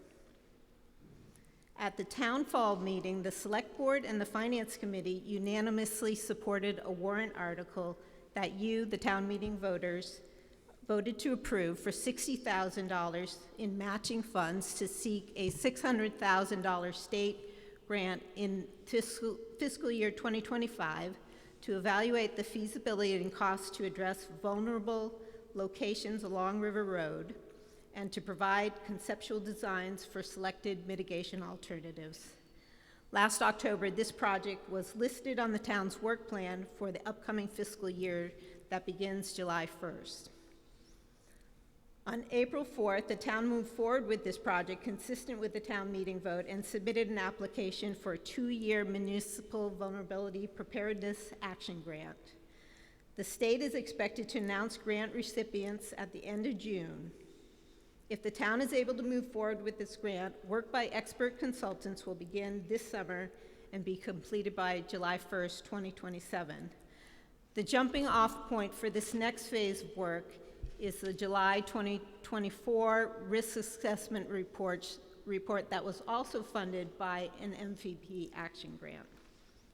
That report, which is available on the town's website, details the worsening outlook for River Road due to sea level rise and more severe flooding events. The town's early action in securing funds for identifying mitigations alternatives is fiscally prudent. The substantial size of this grant allows for a comprehensive rather than piecemeal assessment of alternatives at a time when funding is becoming increasingly competitive.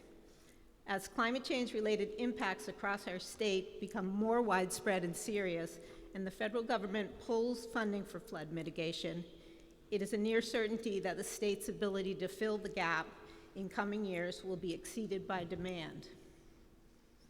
The Climate Change Resiliency Committee encourages anyone who would like to learn more about this project or other efforts the committee is supporting to improve the town's resiliency to current and projected climate-driven impacts to attend our committee meetings, which are held in person and online, as well as attending select board meetings where updates on the MVP action grant are discussed on an ongoing basis.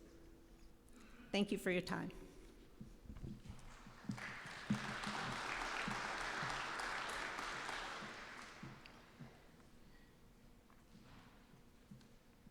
There are no more reports on my sheet at this time, but there are some to come later up. Does anyone have a report that he or she wishes to make at this time? No? Okay, we'll move on with Article 3, which involves transfer of funds from the School Stabilization Fund for debt service. Madam Moderator, I move that the town... No, not this one.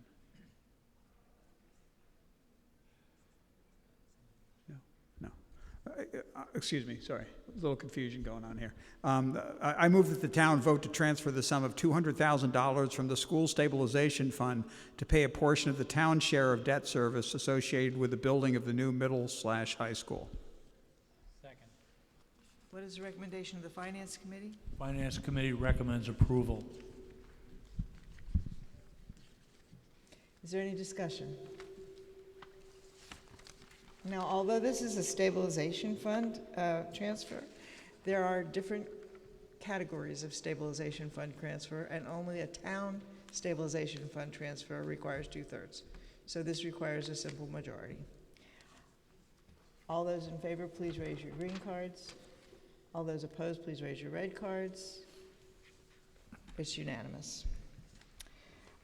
Article 4 involves the transfer of money from the Pension Liability Stabilization Fund. Madam Moderator, I move that the town vote to transfer the sum of $53,775 from the Pension Liability Stabilization Fund to decrease the annual pension expenses that come out of the town operating budget. Is there a second? What's the recommendation of the Finance Committee? We recommend approval. Madam Moderator, I just had a comment about Article 4. So in Article 9, we're going to be appropriating a larger amount to go into this account while we're taking $53,000 out of it. And take the whole purpose of this stabilization account was to give us a something to draw down on in the future if the returns from the main Essex County Pension Fund were not up to snuff, and say 8 years from now we get hit with a really big assessment from the pension fund, then we could use this in that instance. But drawing down from it now sort of defeats the whole purpose of it. And I find that the published discount rate for the Essex County Retirement Board is 7%. And I would be, for example, this year, I would really be amazed that if any pension fund made 7% this year. We don't know what the audited financials for the fiscal 2024 have not been published yet for the retirement, so I would recommend voting no on this article. Further discussion? Seeing none, all those in favor of the motion, please raise your green cards. All those opposed, please raise your red cards. The ayes have it. Article 5 is the line item budget. We handle this differently. I have to find the line item budget is printed in your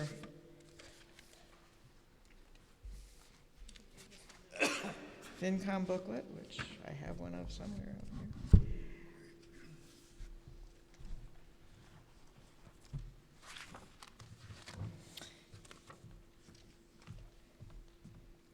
I got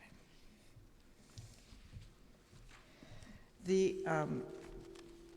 Each line represents a motion, which is the Finance Committee's recommendation proposal, which is the second to the last column on the page. So as I go through the line item budget, the motion on the floor will be the FinCom recommendation. Unless you want to discuss it, you can just let me keep going. But if there's something that you wish to discuss in the line item budget, you should say loudly so we can all hear you, hold. After I go through the entire budget, we'll go back and pick up any lines on which there was a hold and have the discussion and vote on that motion. So we'll start with the moderator salary. The recommendation is $200. Expenses, $40.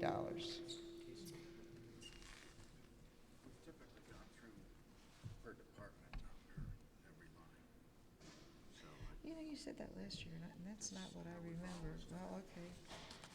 Anyhow.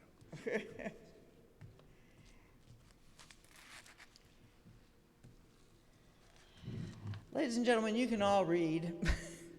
The question is, have we always gone through every line, or have we just gone to the final number on the thing?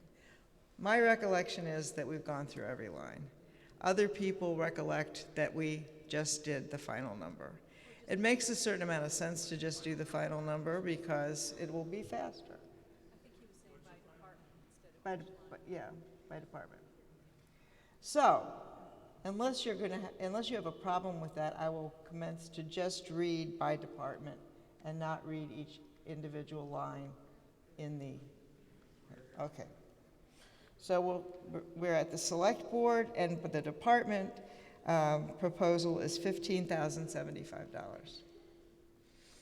The town manager, the proposal is $430,269. For the finance department, it's $405,496. Did you say hold? You're going to have to say it louder. Okay, thank you. That was the finance department. For the finance committee, the proposal is $54,000. For the assessing department, the proposal is for $177,698. For the special counsel, the proposal is $80,268. For the town clerk, $171,055. For the Board of Registrars elections, the proposal is $14,200. For the Conservation Commission, the proposal is $117,044. For the Planning Board, the proposal is $93,500. For the Board of Appeals, the proposal is $0. And for the Open Space Committee, the proposal is $0. For the Police Department, the proposed amount is $1,337,916.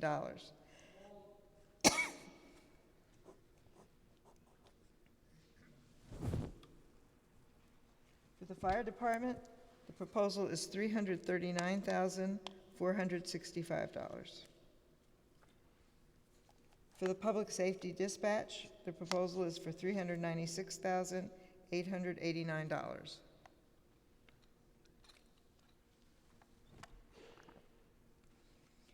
For the Inspection Department, the proposal is for $145,208. For the Emergency Management Agency, the proposal is for $12,888. For the Animal Control Officer, the proposal is $36,421. For the Harbor Master, the proposal is $5,250.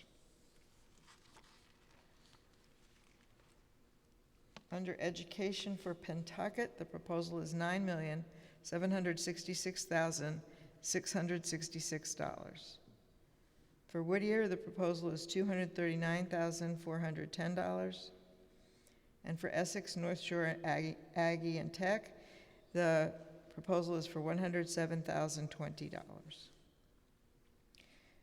Under the Department of Public Works, the proposal is $1,660,320. Under Human Services, Board of Health, the proposal is $701,881. Council on Aging, the proposal is $134,849. For Veterans, the proposal is for $34,043.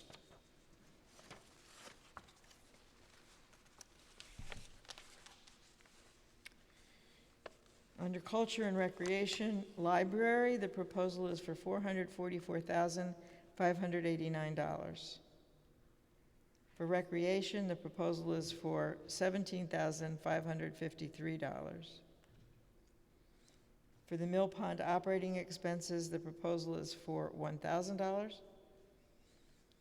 For the bandstand expenses, the proposal is for $8,000. For the Historical Commission, the proposal is for $600. And for the Cultural Council, the proposal is $0. Debt service, the proposal is $0. Benefits, under Essex County Retirement Fund, the proposal is $988,505. Unemployment compensation, the proposal is $1,200. Employees' health insurance, the proposal is $577,462. Medicare insurance, FICA, the proposal is for $68,305. Insurance and bonds, the proposal is for $1,800,000. No, that's total benefits, I'm sorry.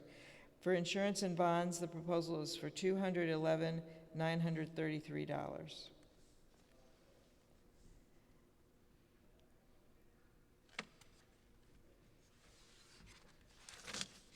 Okay, that's the end of the proposed appropriations. This stabilization, didn't we vote them out already? This puts the 600 into stabilization, and it also reflects the draw. Okay, one more. Transfers stabilization, the proposed amount is $346,225.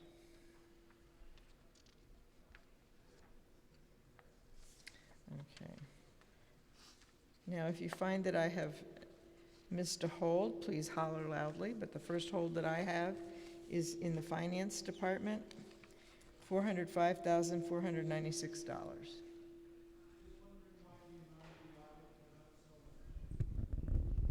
I'm sorry, I couldn't understand what you're saying.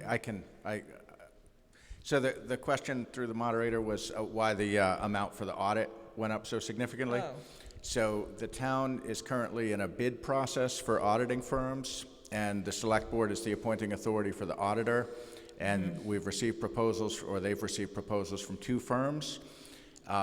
Each of the proposals came in significantly higher than our prior firm. What is carried in the budget is the higher of the 2 proposals.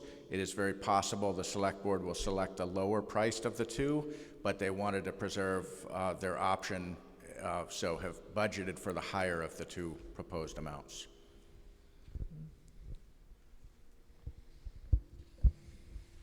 And just a little additional commentary, Jenny, our town accountant, knows this much better than I do, but there has been a lot of consolidation in the auditing world. There are a lot of smaller firms that used to provide services to smaller towns. They have all been consolidated. There's very few vendors at this point, and so we've seen that in the price structure.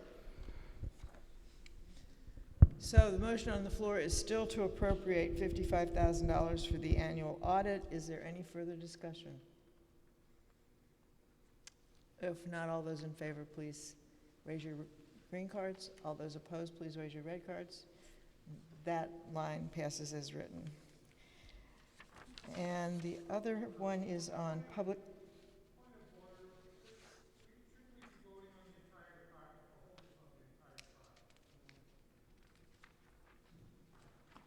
Well, it didn't change, so. If you'd rather vote on the entire department, we can do that. Okay. The total for the finance department is $405,496. All those in favor, please raise your green card. All those opposed, raise your red card. That amount stays the same as well. Under public safety, the next hold was under public safety.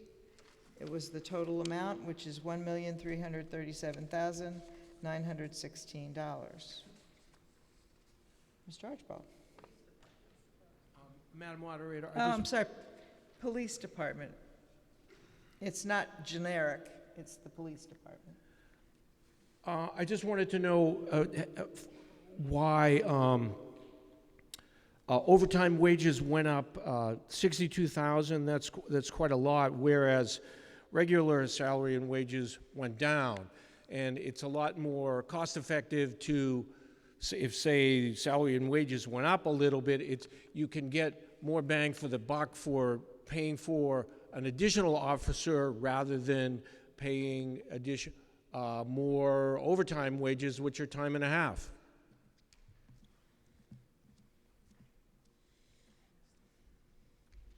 Further discussion? Thank you. I'll speak to that. The board may have additional commentary, but in a nutshell, this is the continuing impact of the police reform that was adopted at the state level a couple of years ago. Smaller towns like West Newbury used to have a pretty deep bench in terms of reserve officers who were trained, who were qualified, who would cover shifts at a much lower rate than an overtime rate. With the police reform, it required that all officers go through the police academy, which is an intensive, it's a costly program. So once an officer is hired, they have to get enrolled into the police academy. We still have to cover the shifts while the officer is at the academy. And we basically don't have the deep bench of reserve officers because of the requirement for every officer to be academy trained. So that has absolutely driven costs in police for the last several years. And we also have at least one retirement coming up. So there's going to be a period of time that position's vacant and the shifts still need to be covered. So it's been a significant challenge. It's something the board and I are working closely with the police chief on how best to manage that. And there have been discussions of staffing levels and whether adding another full-time officer may be cost effective. We're not that decision has not been made, but the board is putting all options on the table because we're obviously well aware that the overtime trend is going in a direction that we don't like to see. Is there any further discussion? If not, the motion on the floor is to appropriate $1,337,916 for the police department. All those in favor, please raise your green card. All those opposed, please raise your red card. The ayes have it.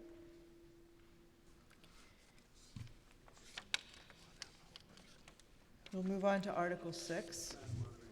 No? Oh, we have to vote, yeah. We have to vote the full budget, yes. Who's making the, you making the motion? Yep. Madam Moderator, I move that the town vote to raise and appropriate the amounts of money set forth in the Finance Committee booklet dated April 28th, 2025, under the column heading FinCom Proposed for the FY 2026 Omnibus Budget as amended hereby for the several purposes therein itemized, each numbered item being considered as a separate appropriation, and that the same be expended only for such purposes. Finance Committee recommendation? Well, it's what we proposed as a number, so I think we should say we approve. All those in favor, please raise your green cards. All those opposed, please raise your red cards. It's unanimous. So now we'll move on with Article 6. Get another one.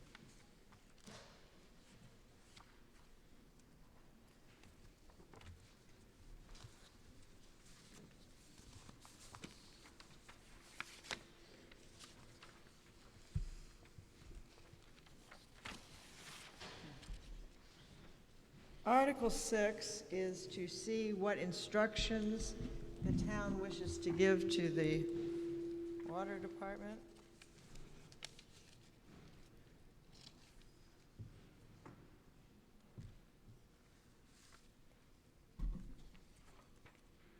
Well, to see what instructions the town wishes to give to the water department.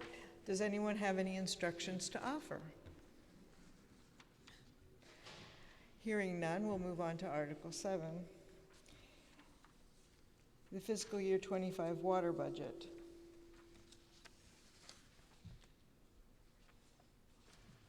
Mr. James. Madam Moderator,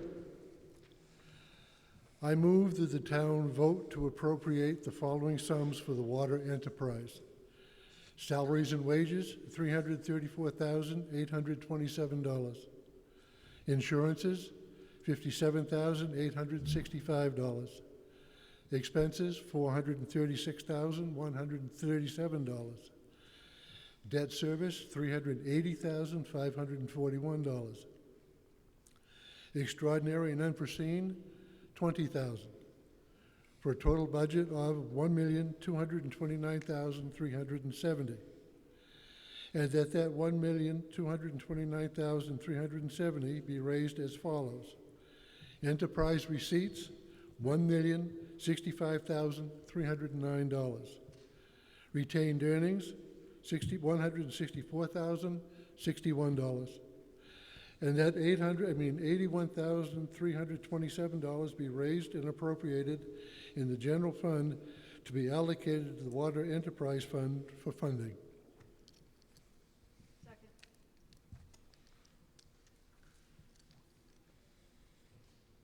What is the recommendation of the Finance Committee? We didn't take this matter up. I don't think typically we do. Mr. James, I'm sorry, I need to check the warrant for a minute because your motion did differ a little bit from what I had written down, and there's just a question I have. Just take me a second. I think there was $9,000 difference because we put in a higher amount, not knowing exactly what the debt service was going to be. The debt service came back $9,000 less than we expected, so therefore the lower amount.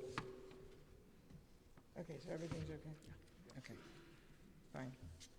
Everything's fine. We're good. Is there any further discussion?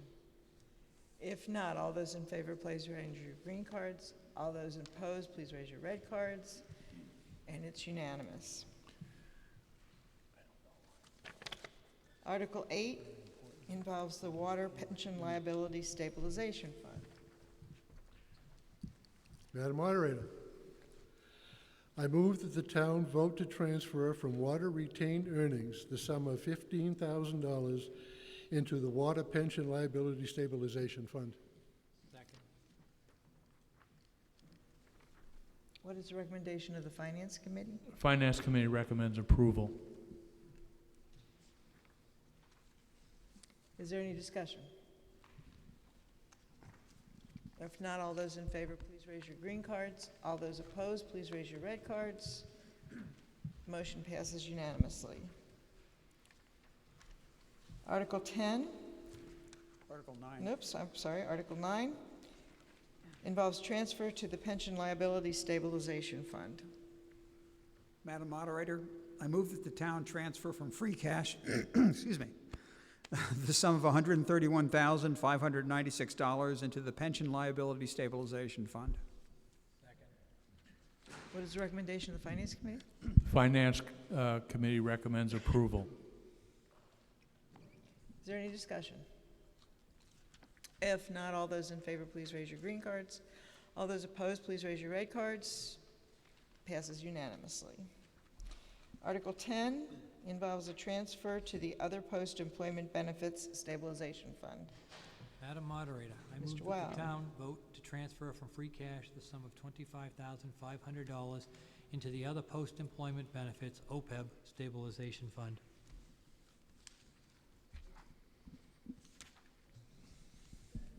Is there any discussion? Oh, wait, what is the recommendation of the Thank Finance you. Committee? We do recommend approval. By the way, I would like to note that although we're saying yes to a lot of things tonight, behind the scenes, we've actually said no to some things. They're not appearing on the warrant. So we actually are paying attention. Thank you. Is there any discussion? Okay. If not, all those in favor, please raise your green cards. All those opposed, please raise your red cards. Passed unanimously. Article 11 involves an appropriation from the Public Educational Governmental PEG Access and Cable Related Fund. Madam Moderator, I move that the town vote to authorize expenditures from the PEG Access and Cable Related Fund pursuant to Chapter 44, Section 53F, 3 3/4 of the Massachusetts General Laws, an amount not to exceed $40,000 in fiscal year 2026 by the Select Board or its designee for the payment of program-related wages, expenses, and equipment, and such other purposes as permitted by the statute. What is the recommendation of the Finance Committee? We do recommend approval. Is there any discussion? If not, all those in favor, please raise your green cards. All those opposed, please raise your red cards. Passes unanimously.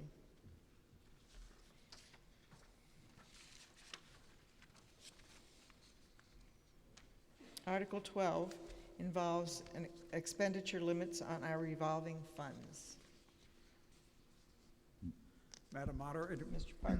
I move that the town vote pursuant to MGL Chapter 44, Section 53E and 1/2 to set the fiscal year 2026 expenditure limits for each revolving fund in Section 40 of the town bylaws as printed in Article 12 of the 2025 annual town meeting warrant. What is the recommendation of the Finance Committee? Once again, we recommend approval. Is there any discussion?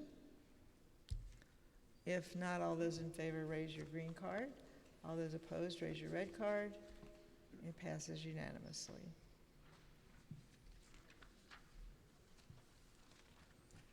Article 13 involves Community Preservation Fund annual revenues. Madam Moderator, I move that the town vote to allocate, appropriate, and reserve from the Community Preservation Fund annual revenues the amounts printed in Article 13 of the 2025 annual town meeting warrant. Second. What is the recommendation of the Finance Committee? We recommend approval. Is there any discussion? If not, all those in favor, raise your green cards. All those opposed, raise your red cards. The motion passes unanimously.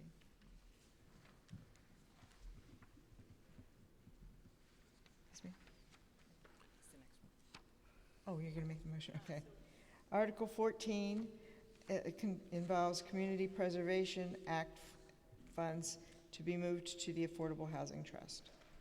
Madam Moderator, I move that the town vote to transfer from the Community Housing Fund balance of the Community Preservation Act funds the sum of $73,000 to the Affordable Housing Trust to be used for the support of community housing. Second. What is the recommendation of the Finance Committee? We recommend approval. Is there any discussion? Oh. Oh, Ms. Gracie. Donna, are you going to do the report? Did you want to make a report? No? Oh, someone else wants to make a report. Hello, everybody. I'm Donna Garcia. I've lived in West Newbury a little over 6 years now and enjoyed every minute of it. I have the honor of serving on the West Newbury Community Affordable Housing Trust. And I'd like to tell you a little bit about what we started with, what we've gotten done, and what we hope to do. The formation of the Affordable Housing Trust was approved at the May 14th, 2022 town meeting. Since then, we have developed and implemented the 2024-26 action plan for our committee.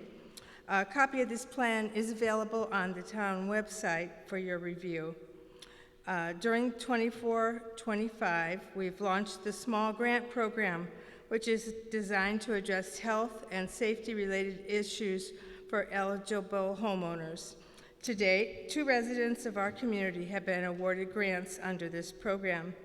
We have participated in outreach efforts to other successful affordable housing programs in Massachusetts, including the Greater Newburyport Affordable Housing Coalition, Bread and Roses, and Habitat for Humanity. We have inventoried town-owned properties that might be developed as affordable housing and co-sponsored the Strong Towns Housing Trap book tour with the cities of Amesbury, Newburyport, as well as the MVPC.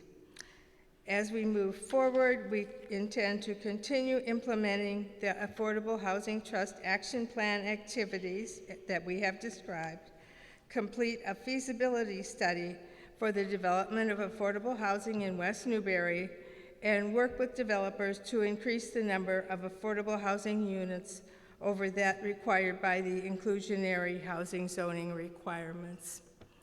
Thank you.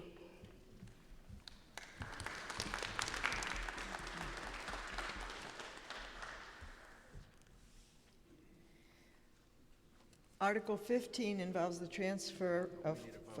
What happened? We need a vote on 14. We didn't vote? No. I thought we voted and then I missed the report. No? Well, okay. I'm sorry. I thought we had voted on Article 14. Is there any more discussion? Oh, okay. All those in favor, please raise your green cards. All those opposed, please raise your red cards. And it's unanimous. Article 15, to transfer money from the Town Stabilization Fund to the School Stabilization Fund. Madam Moderator, Mr. Weil. I move that the town take no action on Article 15. Second. The motion is to take no action. All those in favor, please raise your green cards. All those opposed, please raise your red cards. It's unanimous. Article 16 involves transfer from the Town Stabilization Account to the Capital Stabilization Fund. Madam Moderator, I move that the town vote to transfer from the Town Stabilization Fund the sum of $331,561 to the Capital Stabilization Fund prior to the close of fiscal year 2026. What is the recommendation of the Finance Committee? Madam Moderator, we recommend approval of this article, but we do note that it requires a two-third vote. Article 17? Oh, 16. Okay. 16 requires a two-thirds vote. Requires a two-thirds. Thank you. You are right. Is there any discussion? Okay, this requires a two-thirds vote. All those in favor, please raise your green cards. All those opposed, please raise your red cards. Motion passes unanimously. Article 17 involves transfer from free cash to capital stabilization fund. Madam Moderator, I move that the town vote to transfer from free cash the sum of $223,967 to the capital stabilization fund prior to the close of fiscal year 2026. What is the recommendation of the Finance Committee? We recommend approval. Thank you. Is there any discussion? All those in favor, please raise your green cards. All those opposed, please raise your red cards. It's unanimous. There was a red card? Right over there. Oh, I'm sorry. I beg your pardon. The ayes have it. Article 18 involves the purchase of a DPW compact tractor. Madam Moderator, I move that the town vote to transfer from the Town Stabilization Fund the sum of $50,400 to fund the purchase and equipping of a compact tractor, including all incidental and related costs, for use by the Department of Public Works and to dispose of existing equipment in accordance with town policy for disposition of surplus property, with any remaining funds to be closed out to the Town Stabilization Fund at the close of fiscal year 2026. What is the recommendation of the Finance Committee? Madam Moderator, we recommend approval, but again, we note that this is coming out of the so-called Town Stabilization Fund, also known as the General Stabilization Fund, and requires a two-thirds vote. Is there any discussion? If not, all those in favor, raise your green cards. All those opposed, raise your red cards. It's unanimous in favor.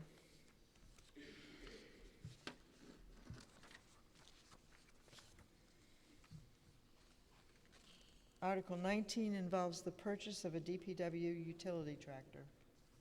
Madam Moderator, I move that the town vote to transfer from the Town Stabilization Fund the sum of $54,800 to fund the purchase and equipping of a utility tractor, including all incidental and related costs, for use by the Department of Public Works and to dispose of existing equipment in accordance with the town policy for disposition of surplus property, with any remaining funds to be closed out to the Town Stabilization Fund at the close of fiscal year 2026. Second. What is the recommendation of the Finance Committee? We recommend approval, and we note two-thirds majority needed. Is there any discussion? If not, all those in favor, please raise your green cards. All those opposed, please raise your red cards. It's unanimous in favor. Article 20 involves the purchase of a police cruiser. Madam Moderator, Mr. Wow. I move that the town vote to transfer from the Town Stabilization Fund the sum of $65,000 for all costs and expenses pertaining to the replacement of a police cruiser, including all safety equipment for the use by the police department, and to dispose of the existing vehicle in accordance with town policy for disposition of surplus property, with any remaining funds to be closed out to the Town Stabilization Fund at the close of fiscal year 2026. Second. What is the recommendation of the Finance Committee? We recommend approval, but do note that two-thirds majority is needed. Is there any discussion?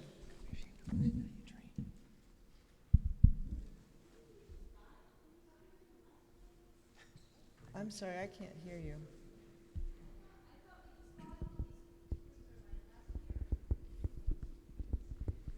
Do you want to approach the microphone? Would you go to the microphone so people know what your question is? Thank you. I'm just curious when the last time we bought a police cruiser, because I just thought this came up at one of our last meetings over the last year, and what the issue is about getting another one. Yeah, so we have 4, maybe 5 cruisers, and we're on an annual replacement, so one gets replaced every year. So they typically have a 4 to 5 year life in this kind of application.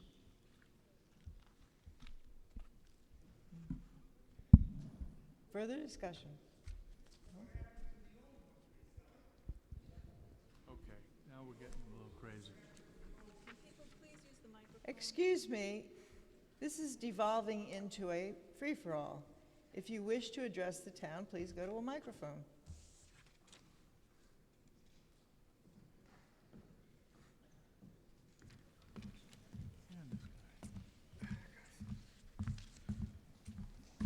So what happens to the old cruiser? Do they sell it? Do you get money for it? Or, I'm just curious.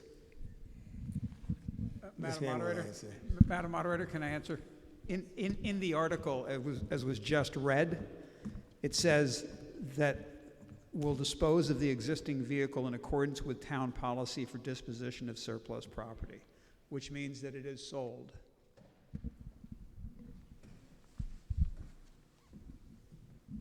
Is there any further discussion? If not, all those in favor, wait a minute, hold on a minute. This is a 2/3 vote. All those in favor, please raise your green cards. All those opposed, please raise your red cards. And the motion passes by 2/3 majority. Article 21 concerns the preparation of a comprehensive plan.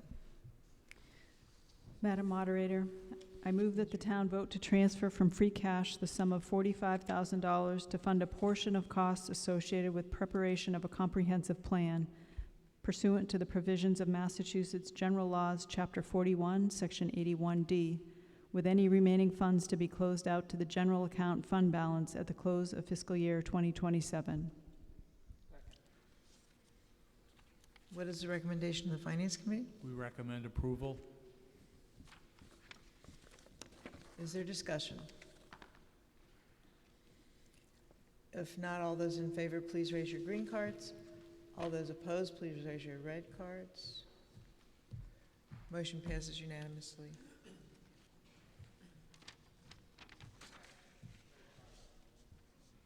Oh, I'm sorry. I think you need to wave it at me or something like that. The motion passes. The ayes have it. There is a lost wallet, and you can get it at the check-in desk.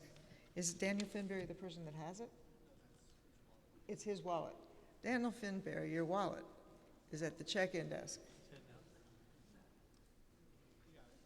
Okay.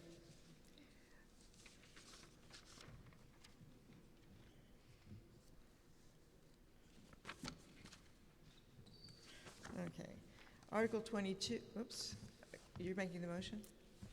Article 22 involves the right to farm bylaw. Madam Moderator, I move that the town vote to add a new section to the West Newbury Town Bylaws, Title 43, Right to Farm Bylaw, recognizing and codifying the right to farm within the town of West Newbury, with the proposed bylaw amendments as printed in Appendix D of the Finance Committee booklet for the annual and special town meeting dated April 28, 2025. And further, to authorize the town clerk to make any non-substantive ministerial changes to numbering and formatting so as to ensure consistency with the remainder of the bylaws as necessary. Second. What is the recommendation of the Finance Committee?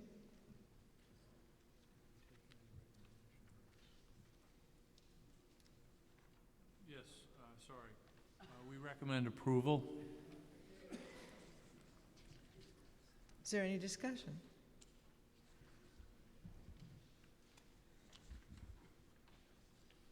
If not, all those in favor, please raise your green cards. All those opposed, please raise your red cards. Ah, the ayes have it.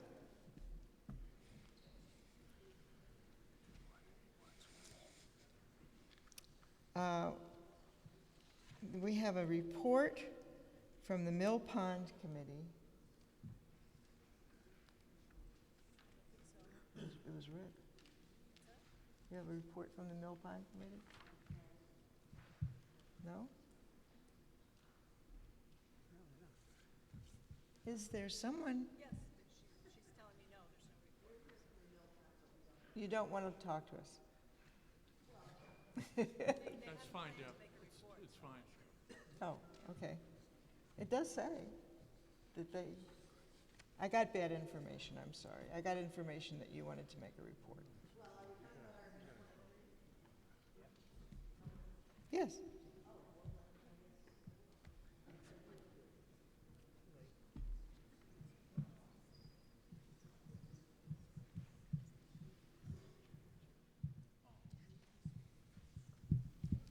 Hi, I'm Deb Hamilton. You've seen me before. I serve on several committees, but the Mill Pond is one I've been on since 1989. We have 2 generations on the Mill Pond Committee, too, with Jen Costin, who's also here tonight. Article 23 is to fine-tune our dog leash laws at Mill Pond.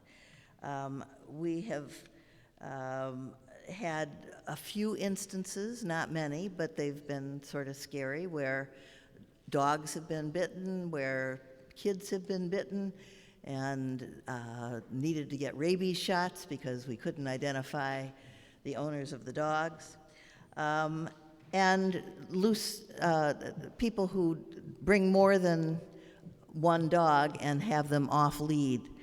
So we are fine-tuning things. This doesn't specify all of the changes that we're making, but one of them is that we're going to suggest no more than 2 loose dogs per dog walker, and that the dogs be under immediate voice control.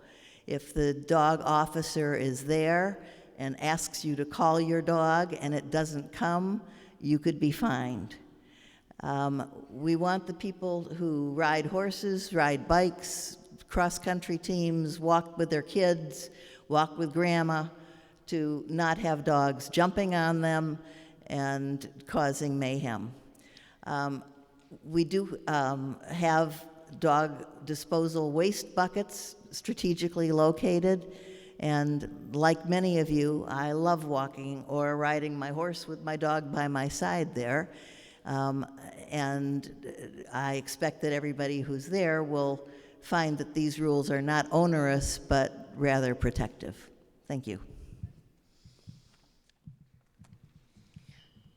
So Article 23 involves the animal bylaw.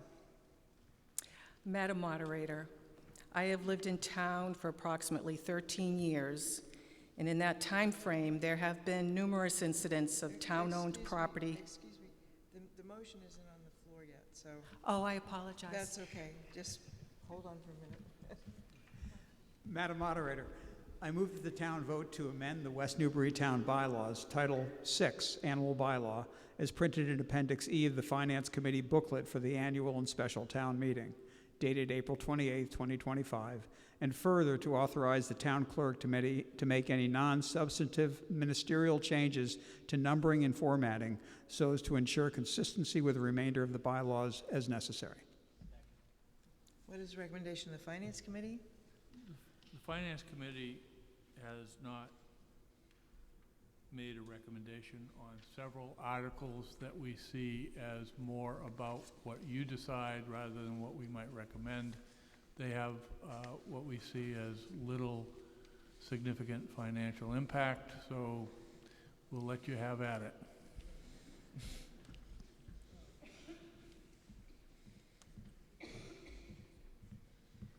I'll try again. Madam Moderator, I have lived in town for approximately 13 years, and in that time frame, there have been numerous incidents of town-owned property-related problems with dogs biting children, loose dogs biting leashed dogs, dogs chasing horses and riders, and they're injured as a result of their horses being chased. In many dog bite incidents, the owner leaves the scene prior to providing contact information and vaccination records. Many of our resident dog owners are responsible and exhibit good judgment and often leash their dog if there's any concern. Unfortunately, the ones that are not following good judgment, whose dogs are not able to respond to immediate voice recall, result in too many instances of dogs running loose, who are a danger to others on our wonderful town-owned land. We've had children who have had to receive rabies vaccination protocols because dog owners have not provided their dogs' vaccination records. We have leash dogs being bitten by off-leash dogs, which result in large vet bills. And again, the owners of the people whose dog is biting, they're just disappearing from the scene. Horseback riders have broken bones, and horses are traumatized now when they see dogs because of these bite incidents.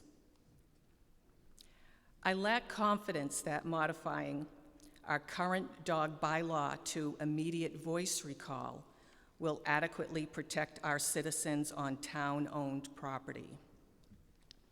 As such, I would like to make an amendment on the floor to section 3.3 as follows. The animal control officer shall require dog owners or keepers to restrain their dogs with a fixed-length leash on all town-owned buildings and property, including but not limited to schools, school playgrounds, parks, trails, and recreational areas. Do you happen to have your proposed amendment in writing? I do. Thank you. Actually, so the motion on the floor now isn't a motion to amend. The original modifications to the bylaw are in the FinCom booklet under the dog bylaw, which, give me just a second and I will. 34. Thank you. Page 34. So that you can see there's a combination of underlining and crossing out, which means... Madam Moderator, could I? Yes. I think the change is, the proposed change in the bylaw was to have more than 2 dogs be leashed, and what the motion is to have no dogs allowed to be off-leash. Is that correct? Right. Yeah.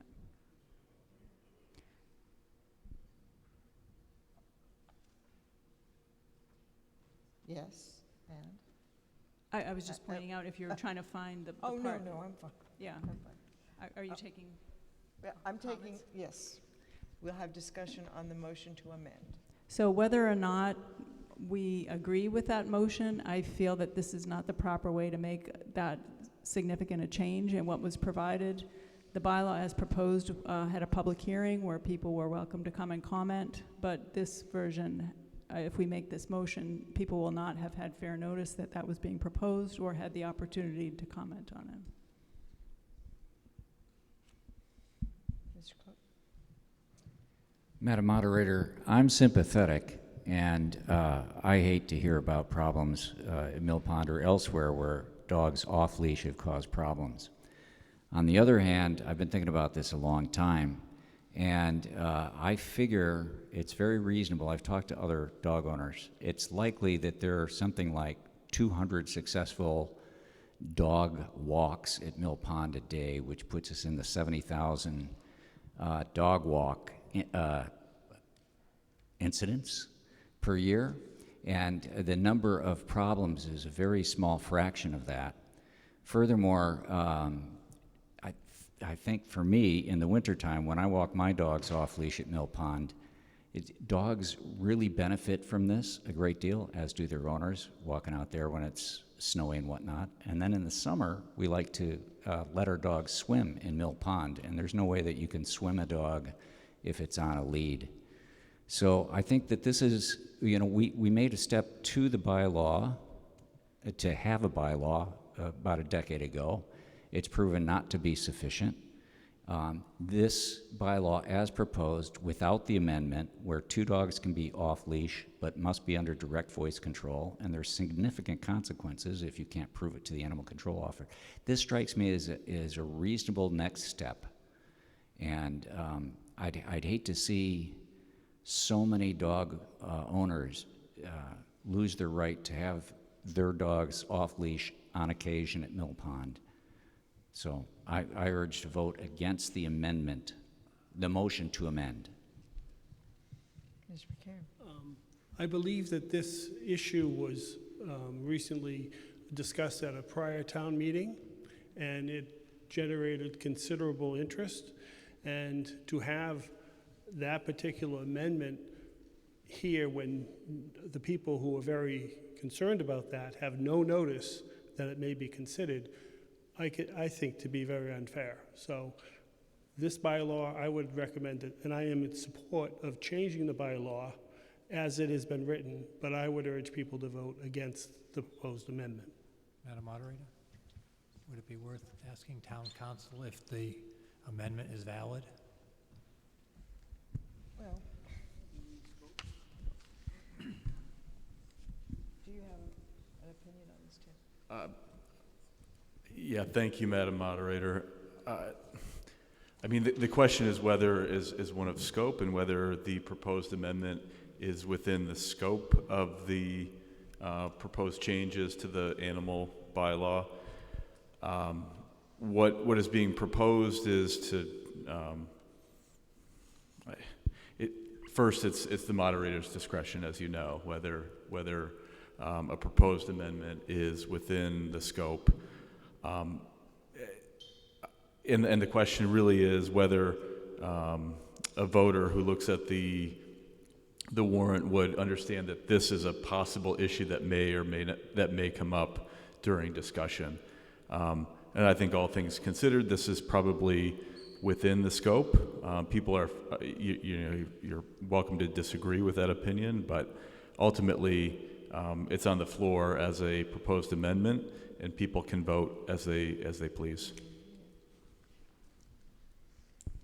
Hi, Jen Solis. I want to attach myself to Ray Cook's comments as well as Wendy Reed. I do think, in due respect, I do think that this is not something to be taken up tonight. That amendment is too severe, and not enough people were aware that that might be a possibility. So I would urge the moderator to think hard about that and maybe put that off for another discussion when more people can know that that's going to happen. I'm also unclear, when Deb Hamilton made the motion, it sounded like it was about Mill Pond. Is this for the whole town, or is this for Mill Pond?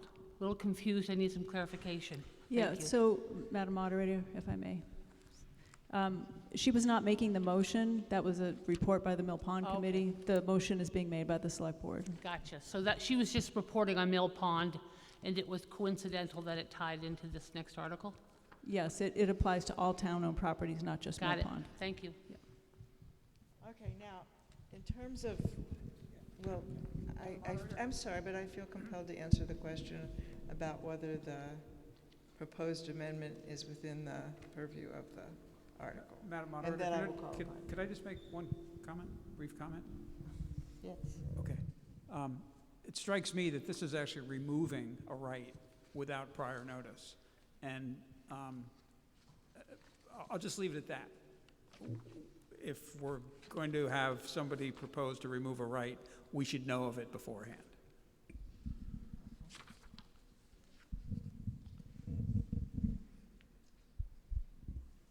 I think that this is one of these situations where, and this comes up a lot with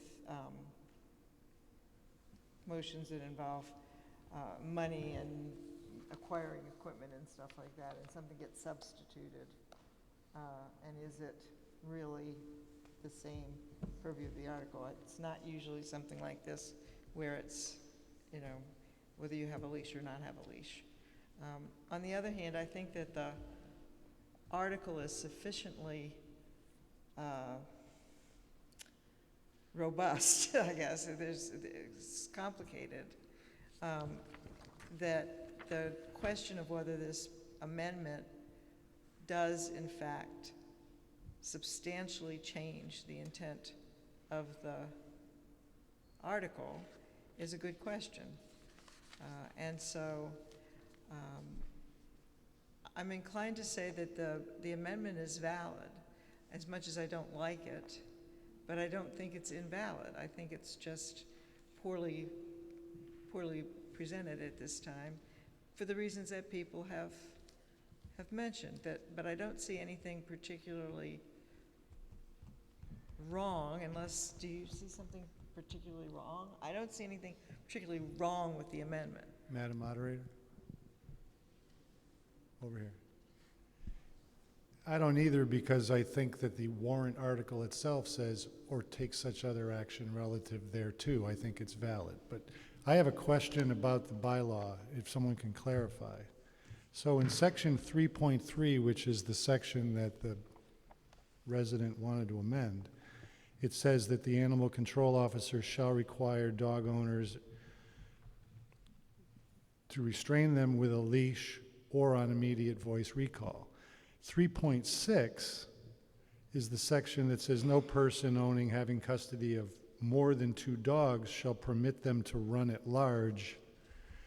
Can someone clarify the difference between running at large and being in voice control?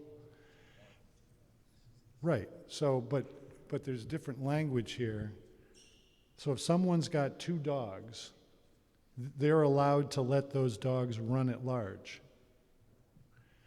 Whereas section 3.3 says you can't let them run at large, because to me, running at large means they're not under immediate voice recall. I think it's bad drafting all the way around. And then under section 6, no person owning or harboring or having control of a dog shall permit that dog to be on other property if it's not held under immediate voice recall. I think all 3 of these sections say something different. So it's going to be pretty difficult for the animal control officer to, are they under voice control or are they running at large? And is it on town-owned property or anywhere else in town? Yeah, so section 3.3 is just giving the animal control officer the right, and it talks about specific town property, whereas section 3.6 is all through town, and that's what refers to the 2. But they're all under section 3, which is animal control officers' duties. Correct, I'm just explaining the difference between the 2 subsections that you noted. And this is just the way that the original bylaw was structured. No, I hear you that, Yeah. but I think it's going to be, if I had a dog out there, 2 dogs, they have to be under immediate voice control or a leash under section 3.3 on town property. But I would turn around and say, but wait a minute, I have 2 dogs and no more than 2 dogs. I'm letting them run at large. What's the animal control officer going to do?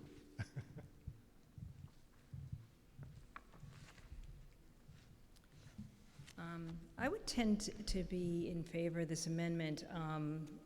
It was concerning to me at the last year's meeting that this passed, that the original letting dogs off leash passed. I think that,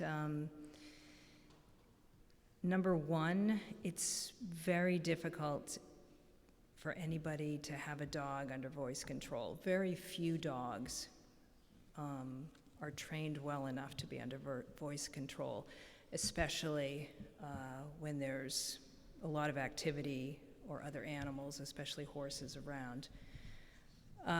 The dog officer or the animal control officer would be in charge of enforcing this, and as I understand it, she's a fairly busy person. I don't know how often she'd be able to be at Mill Pond or other town-owned properties and to be able to enforce this. I don't see this as being easily enforced, that the problems would continue.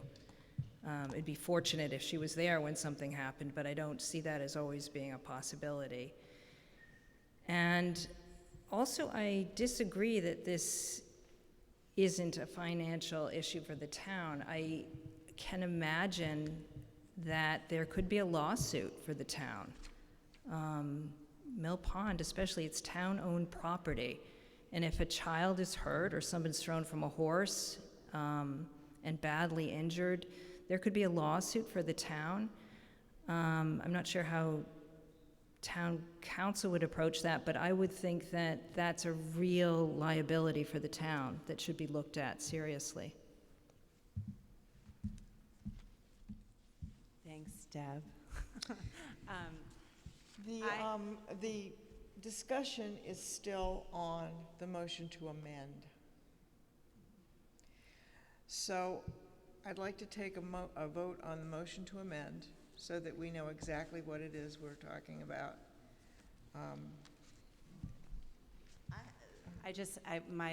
Madam Moderator, if I might, my point is, I wonder if the amendment is making this bylaw into what we've already voted on last spring meeting. Is that correct, Wendy? It's basically removing any of the edits that have happened in the year to make the bylaw more amenable, I think, to the people who use Mill Pond and walk their dogs.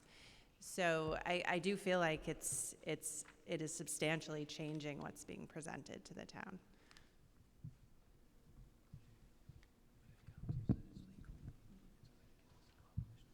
Thank you, Molly. I also would just like to add one thought. One of the town treasures, in my view, is that we still have the myopia hunting through town. And we hold events on Pipestave Hill that have loose dogs. The myopia hunt will generally bring a dozen couples of foxhounds, and sometimes their routes are just on town-owned land, but they run as, in the past, they put together 8 hunts a year that came through West Newbury and all over town. And I hope that you have caught sight of them. It's a colorful, beautiful, traditional sport. They're drag hunts. But the hounds are definitely loose. They're not leashed.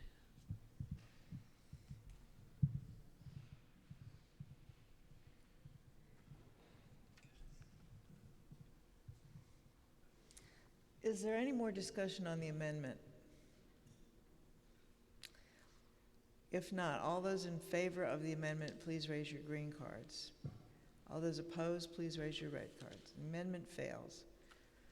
So we're back to the original motion on the floor, which is to make the changes to the bylaw as detailed in the Finance Committee booklet. And there were a number of cross-outs and underlines that were in there. Is there any discussion on that? Yes. I apologize, everybody, but I'm a lawyer, and when I see trouble in a bylaw, it's a pebble in my shoe. Without that amendment, you now can have a dog on town property, either on a leash or under firm voice control. But under section 3.6, if I have 2 dogs, and no more than 2 dogs, they can run at large. And it says a dog shall be deemed running at large when it is off the premises and not on a leash. So, Or control. no. Section 3.6 just says, and is not on a leash. No, well, town-owned property is in the town. So perhaps an amendment is needed that's in 3.6 that says except as stated in 3.3, and I'm speaking through the moderator to town council. I don't know. I also would suggest that section 6 should have an except clause, except as stated in section 3.3, something like that. But those 3 sections, 3.3, 3.6, and section 6, all seem to conflict. I don't know if anyone's taken a look at that. Madam Moderator, can I respond, please? So I don't think town meeting floor is the place to make these kinds of amendments. I mean, there was a public hearing on this, lots of opportunity to comment. We were just going off the bylaw that's already on the books. So if there's issues with it, I would prefer that we just, don't vote on this or vote no, and we'll have to come back next time and fix it. I believe that the difference between Section 3 and Section 6 is that Section 3 applies to town property and public recreation, schoolyards and such, whereas Section 6 is intended to take care of the problem if someone's just lets their dog out and it's running across other private properties. So I think that's the difference between the two.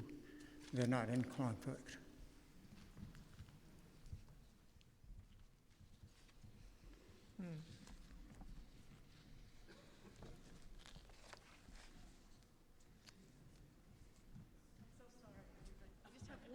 I just have one more, just a quick question, and that's about clarification. So if you have one dog and he's not on a leash and not under voice control, can he just do whatever he wants? Is this only for 2 dogs, or is it also for 1 dog? If the dog's off leash, it has to be under voice control. Okay, that's it, just that. Yeah.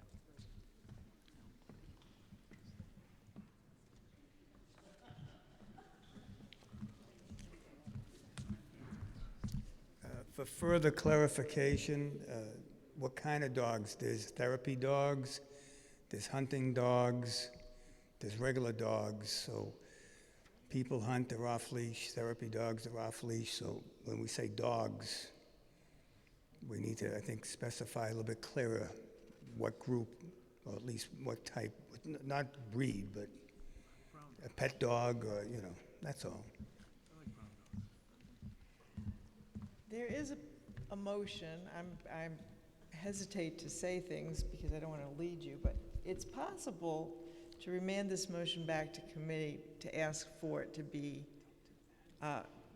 written more clearly and to remove some of the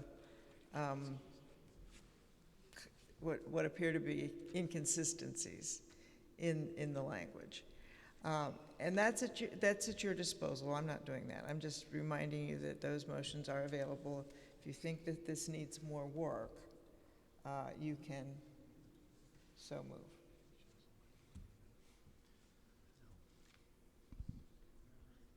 So there have been issues. The animal control officer asked the select board to help her so that she could enforce the bylaw we already have. She felt that these changes would help her to make the situation safer, specifically at Mill Pond, but in all areas.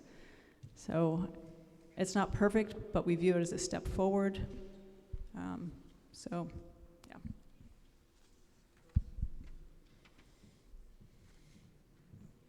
Madam Moderator, given that my proposed amendment on the floor did not pass, I vote that we should vote on this tonight as written.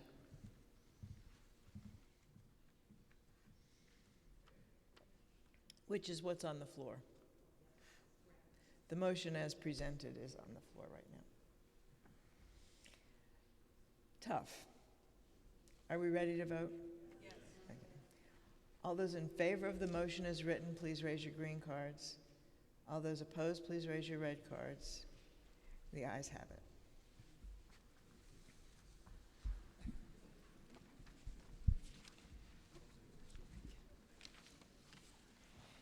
Animal 24 involves revisions to the stormwater management bylaw. Madam Moderator, Yes. I move that the town vote to amend the West Newbury Town Bylaws, Title 41, Stormwater Management Bylaws, in order to clarify existing language and to make further modifications with the proposed bylaw amendments as printed in Appendix F of the Finance Committee booklet for the annual and special town meetings dated April 28th, 2025, and further to authorize the town clerk to make any non-substantive ministerial changes to numbering and formatting so as to ensure consistency with the remainder of the bylaws as necessary. Madam Moderator? What is the recommendation of the Finance Committee? We offer no recommendation. Madam Moderator, I understand I need to make a report. At the Planning Board's April 22nd, 2025 meeting, the board voted 4 in favor and none against, to make the following recommendation. The board recommends, per Section 5 of Mass General Law, Chapter 48, to approve the proposed amendments to Section 8.1 Floodplain Overlay District, and to include all edits in the bylaw version printed in the April 28th, 2025 Annual Town Meeting Finance Committee booklet.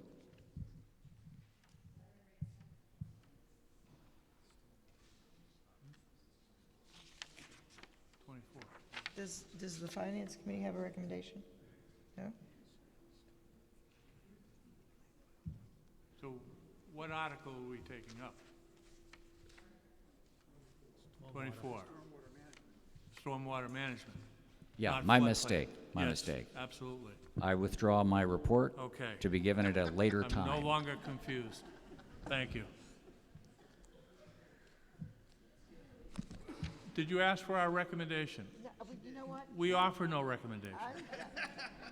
And I'm also confused. Now, was what Mr. Cook read the motion or a It was report? nothing.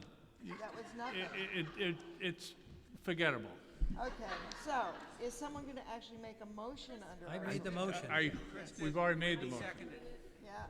We heard from Rob. Oh, okay. Yeah, so we're good. We're good to still go. on Article 24, okay. Unless someone else wants to confuse it even more. Does anybody want to discuss Article 24? No? Okay, all those in favor, please raise your green cards. All those opposed, please raise your red cards. And we've accepted it.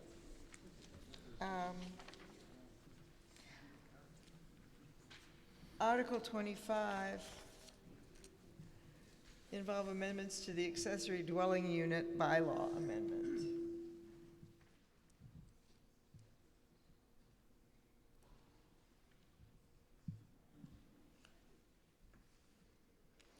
Madam Moderator, I have two motions, unfortunately.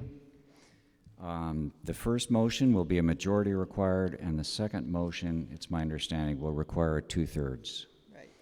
Motion A, I move that the town vote to amend the West Newbury zoning bylaws sections 2 by deleting the existing definition for accessory dwelling unit and by inserting a new definition for accessory dwelling unit protected, and amending section 2.4.4A to bring the accessory dwelling unit bylaw into compliance with the new state requirements enacted by the Mass General Court in 2024, with the proposed bylaw amendments as printed in Appendix G of the Finance Committee booklet for the annual and special town meeting dated April 28, 2025, and further to authorize the town clerk to make any non-substantive ministerial changes to the numbering and formatting so as to ensure consistency with the remainder of the bylaws as necessary.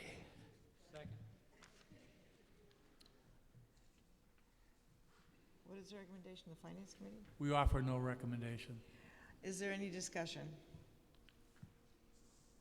If not, all those in favor, please raise your, there's discussion?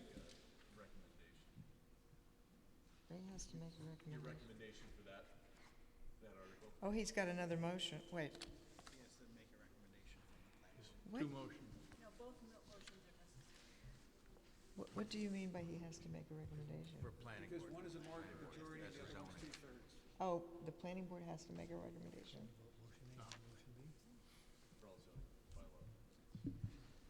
So, this is new to us. I apologize. In the past, we never had to make these recommendations, but recently, just to make sure we're dotting the i's and crossing the t's, at this Right. town meeting, we're making recommendations. So, at the Planning Board's April 22nd, 2025 meeting, the board voted 4 in favor and 0 against to make the following recommendation.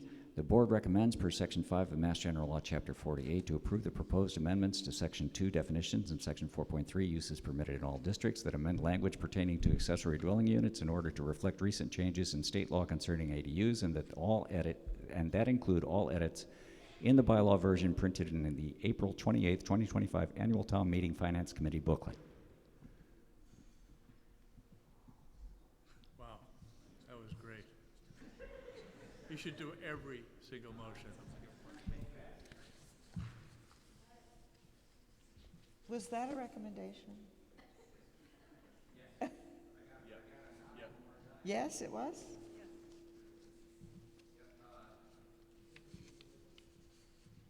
So there's 2 motions and 2 votes.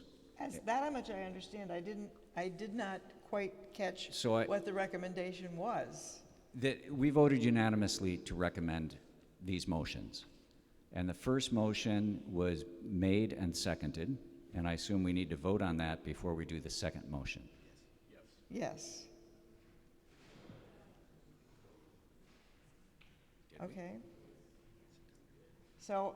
Did we do that first vote? I was No, lost we in the haven't. shuffle because I was looking for my report. As far as I know, we are still at the point where you read the motion. The part A? Motion A, I know, was made Hold on a and minute. seconded. This is not helpful. First of all,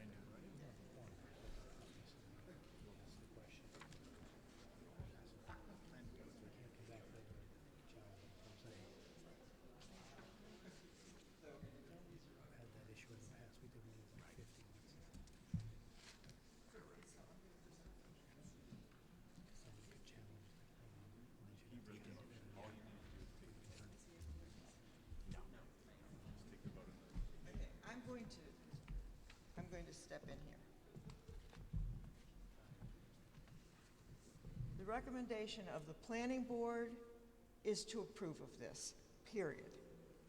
There's no big hairy deal about anything. It's just they want to approve it, okay? The first part of the motion, the first motion, only requires a majority vote. The second part requires a 2/3 vote because it is a zoning bylaw change. And zoning bylaw changes require a 2/3 vote unless they would result in more housing, in which case they only, it's getting to be a little ludicrous. So, we now have the motion A on the floor, okay? We have a recommendation for the planning board that they recommend passage. Does anyone else wish to discuss this motion? No? If not, all those in favor, please raise your green cards. All those opposed, please raise your red cards. Okay, motion A passes. Motion B?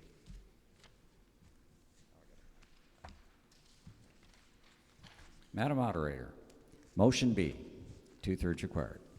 I move that the town vote to amend the West Newbury zoning bylaw, sections 2, by inserting a new definition for accessory dwelling unit special permit and by amending section 4.2.5 A through E to allow an accessory dwelling unit larger than 900 square feet but not larger than 1,500 square feet by special permit, with the proposed bylaw amendments as printed in Appendix G of the Finance Committee booklet for the annual and special town meeting dated April 28, 2025, and further to authorize the town clerk to make any non-substantive ministerial changes to numbering and formatting so as to ensure consistency with the remainder of the bylaws as necessary. Second. What is the recommendation of the Finance Committee? We offer no recommendation. Okay. Is there any discussion on B? Slow down. Can you just explain to me what that means? The size is the size that's already allowable. Is that's changing, and is that changing per the state requirement, or is that something that's changing? What I don't understand the ramifications of this. Okay, so can you just explain it? Who wants to make the explanation? Mr. Cook? Mr. Cook, would you explain the ramifications of Yes. this? And Madam Moderator, so we, being proactive, we passed an accessory dwelling unit bylaw. After we did that, the state came up with their own. Now we have to change ours to match the state's. The 900 square foot is the state number, but the state allows us, as the planning board, by special permit, to go to a higher square foot when it's all deemed to be in alignment with the goals of the town of West Newbury in compliance with the state. Yeah, I got that right? I'm looking over the span. Yeah, okay. And this is a special permit process, and the idea that we have is that somebody might have an existing building, say an apartment over garage, and it's more than 900 square feet, but it's a reasonable thing to do with the existing structure. So this gives the planning board, through the special permit process, the ability to make an exception in such cases.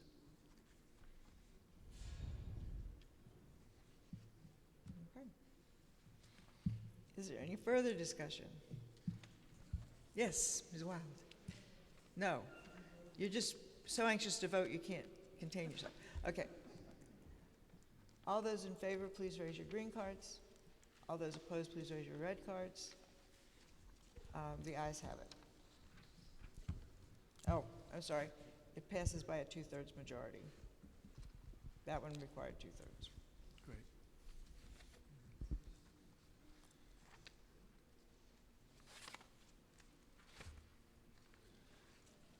Article 26 involves the floodplain overlay district amendment. Mr. Cook. So I have a final report and recommendation of the planning board for this.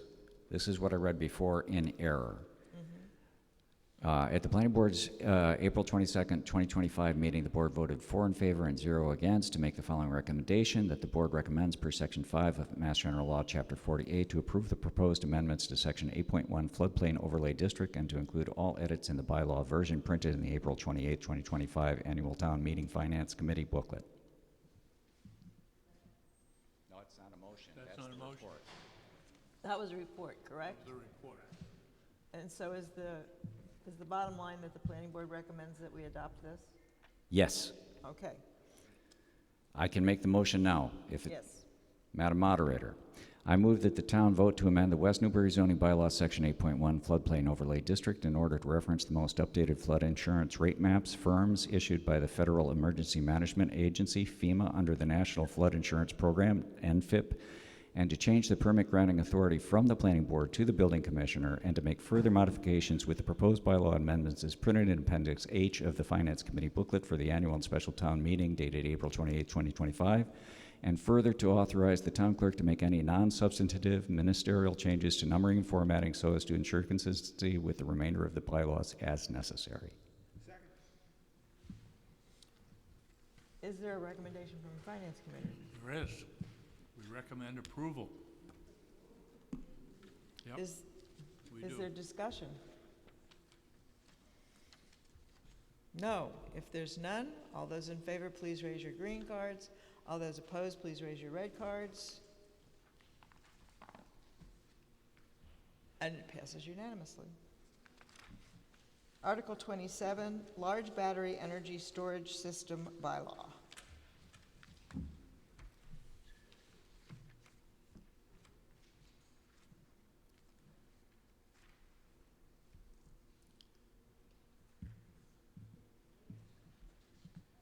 Yeah, I'm having all kinds of fun. I don't have a report written. Do I need to make a report?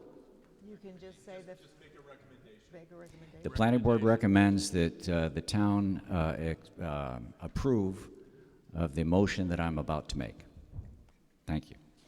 Madam Moderator, I move that the town vote to amend the West Newbury zoning bylaws to add a new section 9.10, large battery energy storage system, in order to establish procedural requirements and performance standards for the permitting of such large battery energy storage systems, with the proposed bylaw amendments as printed in Appendix I of the Finance Committee booklet for the annual and special town meeting dated April 28, 2025, and further to authorize the town clerk to make any non-substantive ministerial changes to numbering and formatting so as to ensure consistency with the remainder of the bylaws as necessary.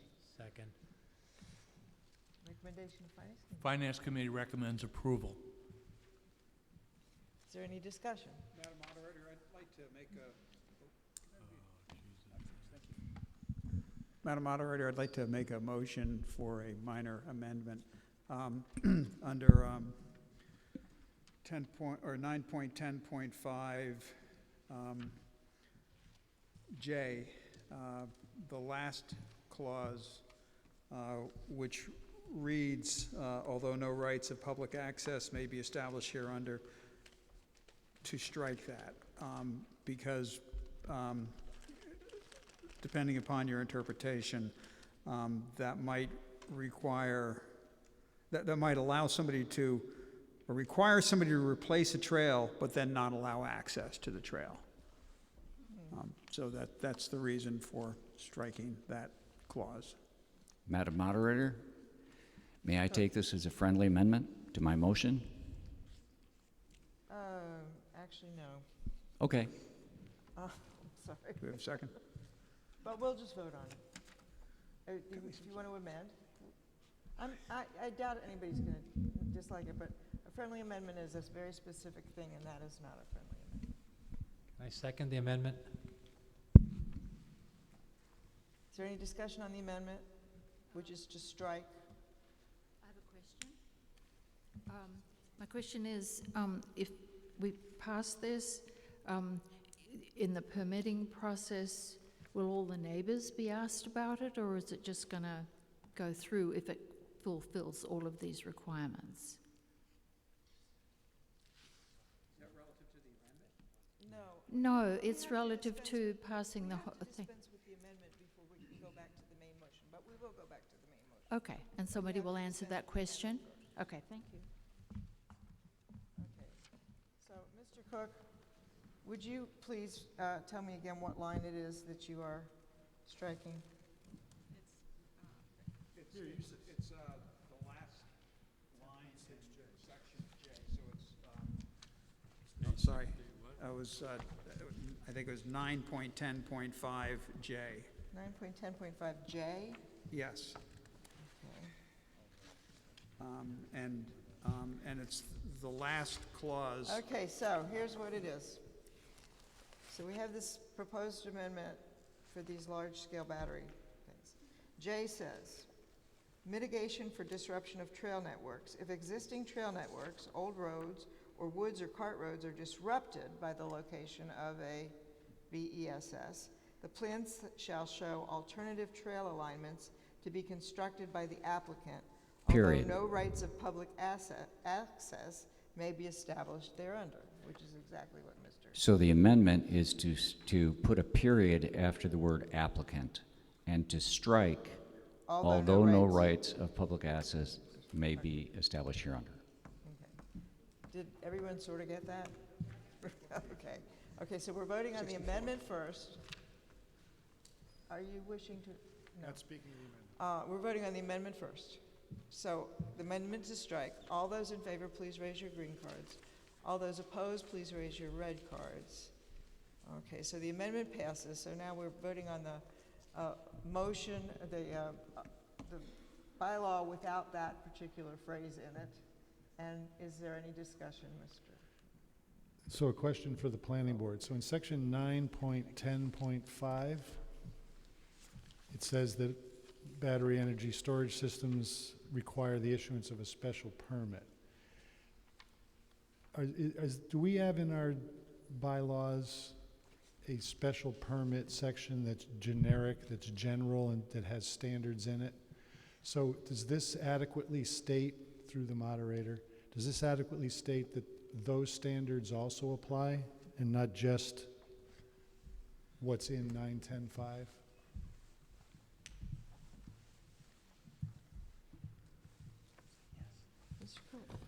Madam Moderator, yes. My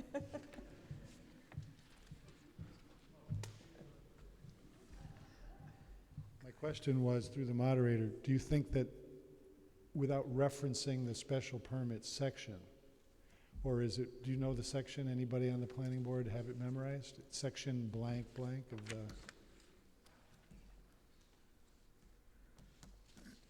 is it worth referencing? I'm asking maybe perhaps through the moderator to town council, just to, I unfortunately do not know the answer to that no, question. through the moderator to town so- council? Is it worth referencing as set forth in section whatever it is of the bylaws? Having represented battery energy storage developers, it would be nice to know that there are the other standards that they're going to need to meet. I'm not representing anyone in the town of West Newbury.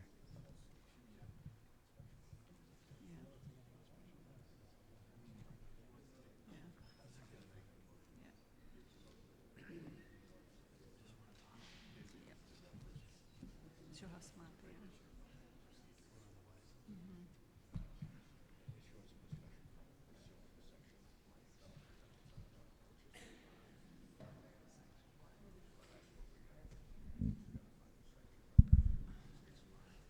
Afraid I'm gonna do something.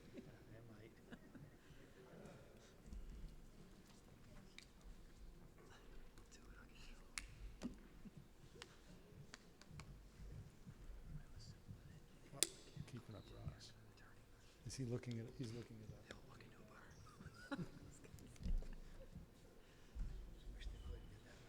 Yep, we're losing people here.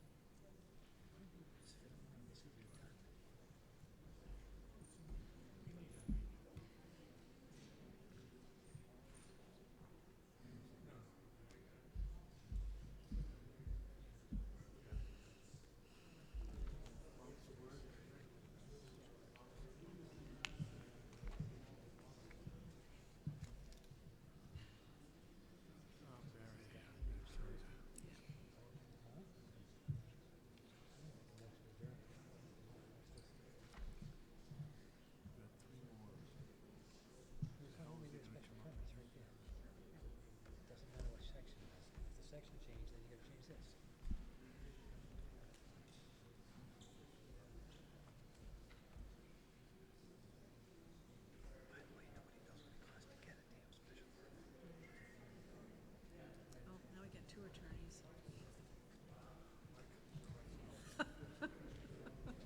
Two attorneys and civil engineer got together. Mechanical. No, civil.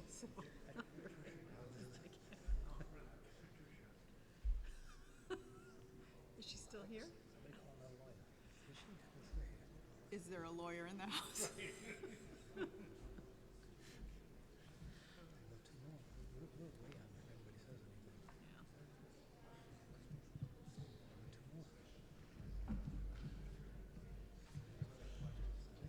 Yeah, Madam Moderator, I think I just got an answer from a guy who used to work as town council.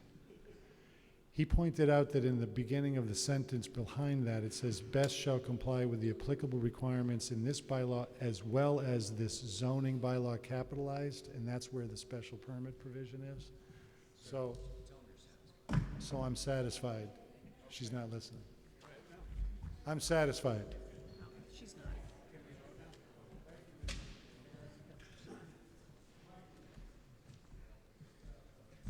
All right, so now we're all set? We have the right language in this? We don't have to have an amendment? We don't have to do? Okay. Where are we? Discussion. Is there any further discussion? No? Okay. All those in favor, please raise your green card. All those opposed, please raise your red card. No, not yet. That is so out of order, it's ridiculous. Please give me three quick ones here, three quick motions. Anyway. Two-thirds majority, right? It was the two-thirds. I'm going to have to call it again because that was. Yes, please. Please, if you're in favor, please raise your green card. If you're opposed, please raise your red card. It's unanimous.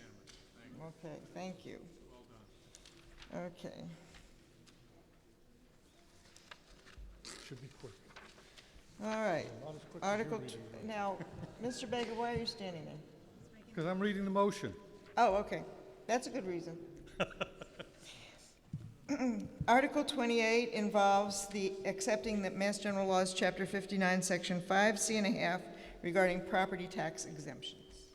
I move that the town vote to accept the provisions of Massachusetts General Laws, Chapter 59, Section 5C.5, to authorize the town to provide additional property tax exemption to taxpayers who qualify for a personal exemption under MGL 59, Section 5, in the amount of 100% of the exemption provided thereunder, without reducing the taxable valuation below 10% of its full and cash valuation.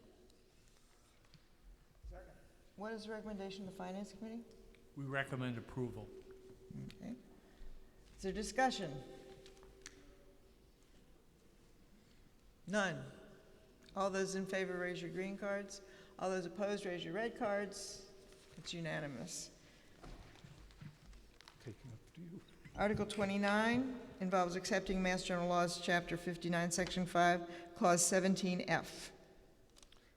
Madam Moderator, I move that the town vote to accept the provisions of Massachusetts General Laws, Chapter 59, Section 5, Clause 17F, to authorize the annual increase in the amount of the exemption granted under MGL, Chapter 59, Section 5, Clause 17, 17C, 17C and a half, and 17D by the percentage increase in the U.S. Department of Labor, Bureau of Labor Statistics, Consumer Price Index, CPI, for the previous year as determined by the Commissioner of Revenue to be effective for the applicable exemptions granted for any fiscal year beginning on or after July 1st, 2025.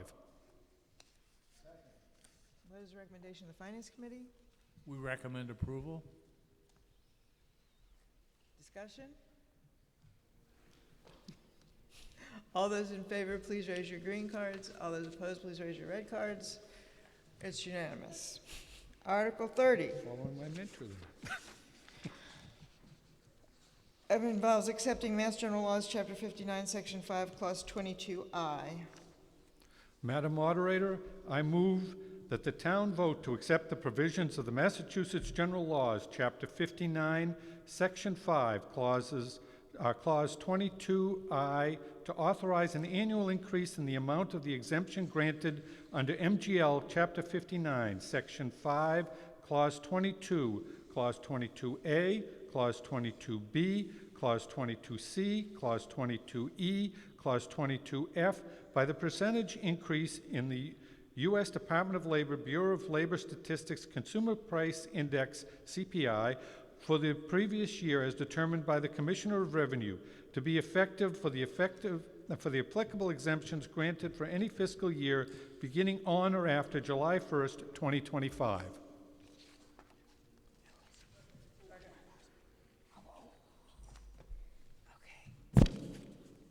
Is there any discussion?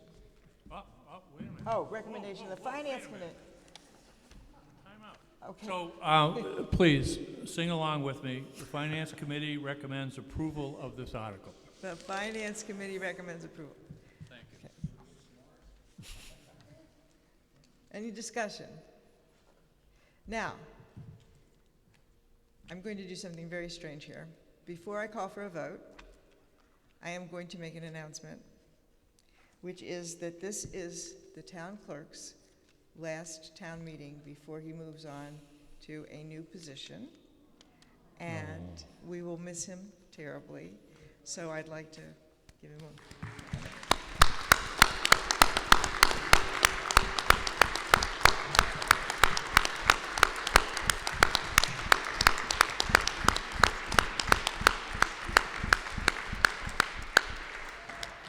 Thank you, Jim. I have to try to round up everybody to come back. Still need to vote. Okay, so, yes, we do need to vote. So the motion on the floor is something about exemptions. All those in favor, please raise your green card.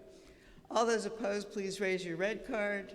It passes unanimously. Motion to adjourn. All those in favor? Aye. Aye. Anybody opposed? Oh.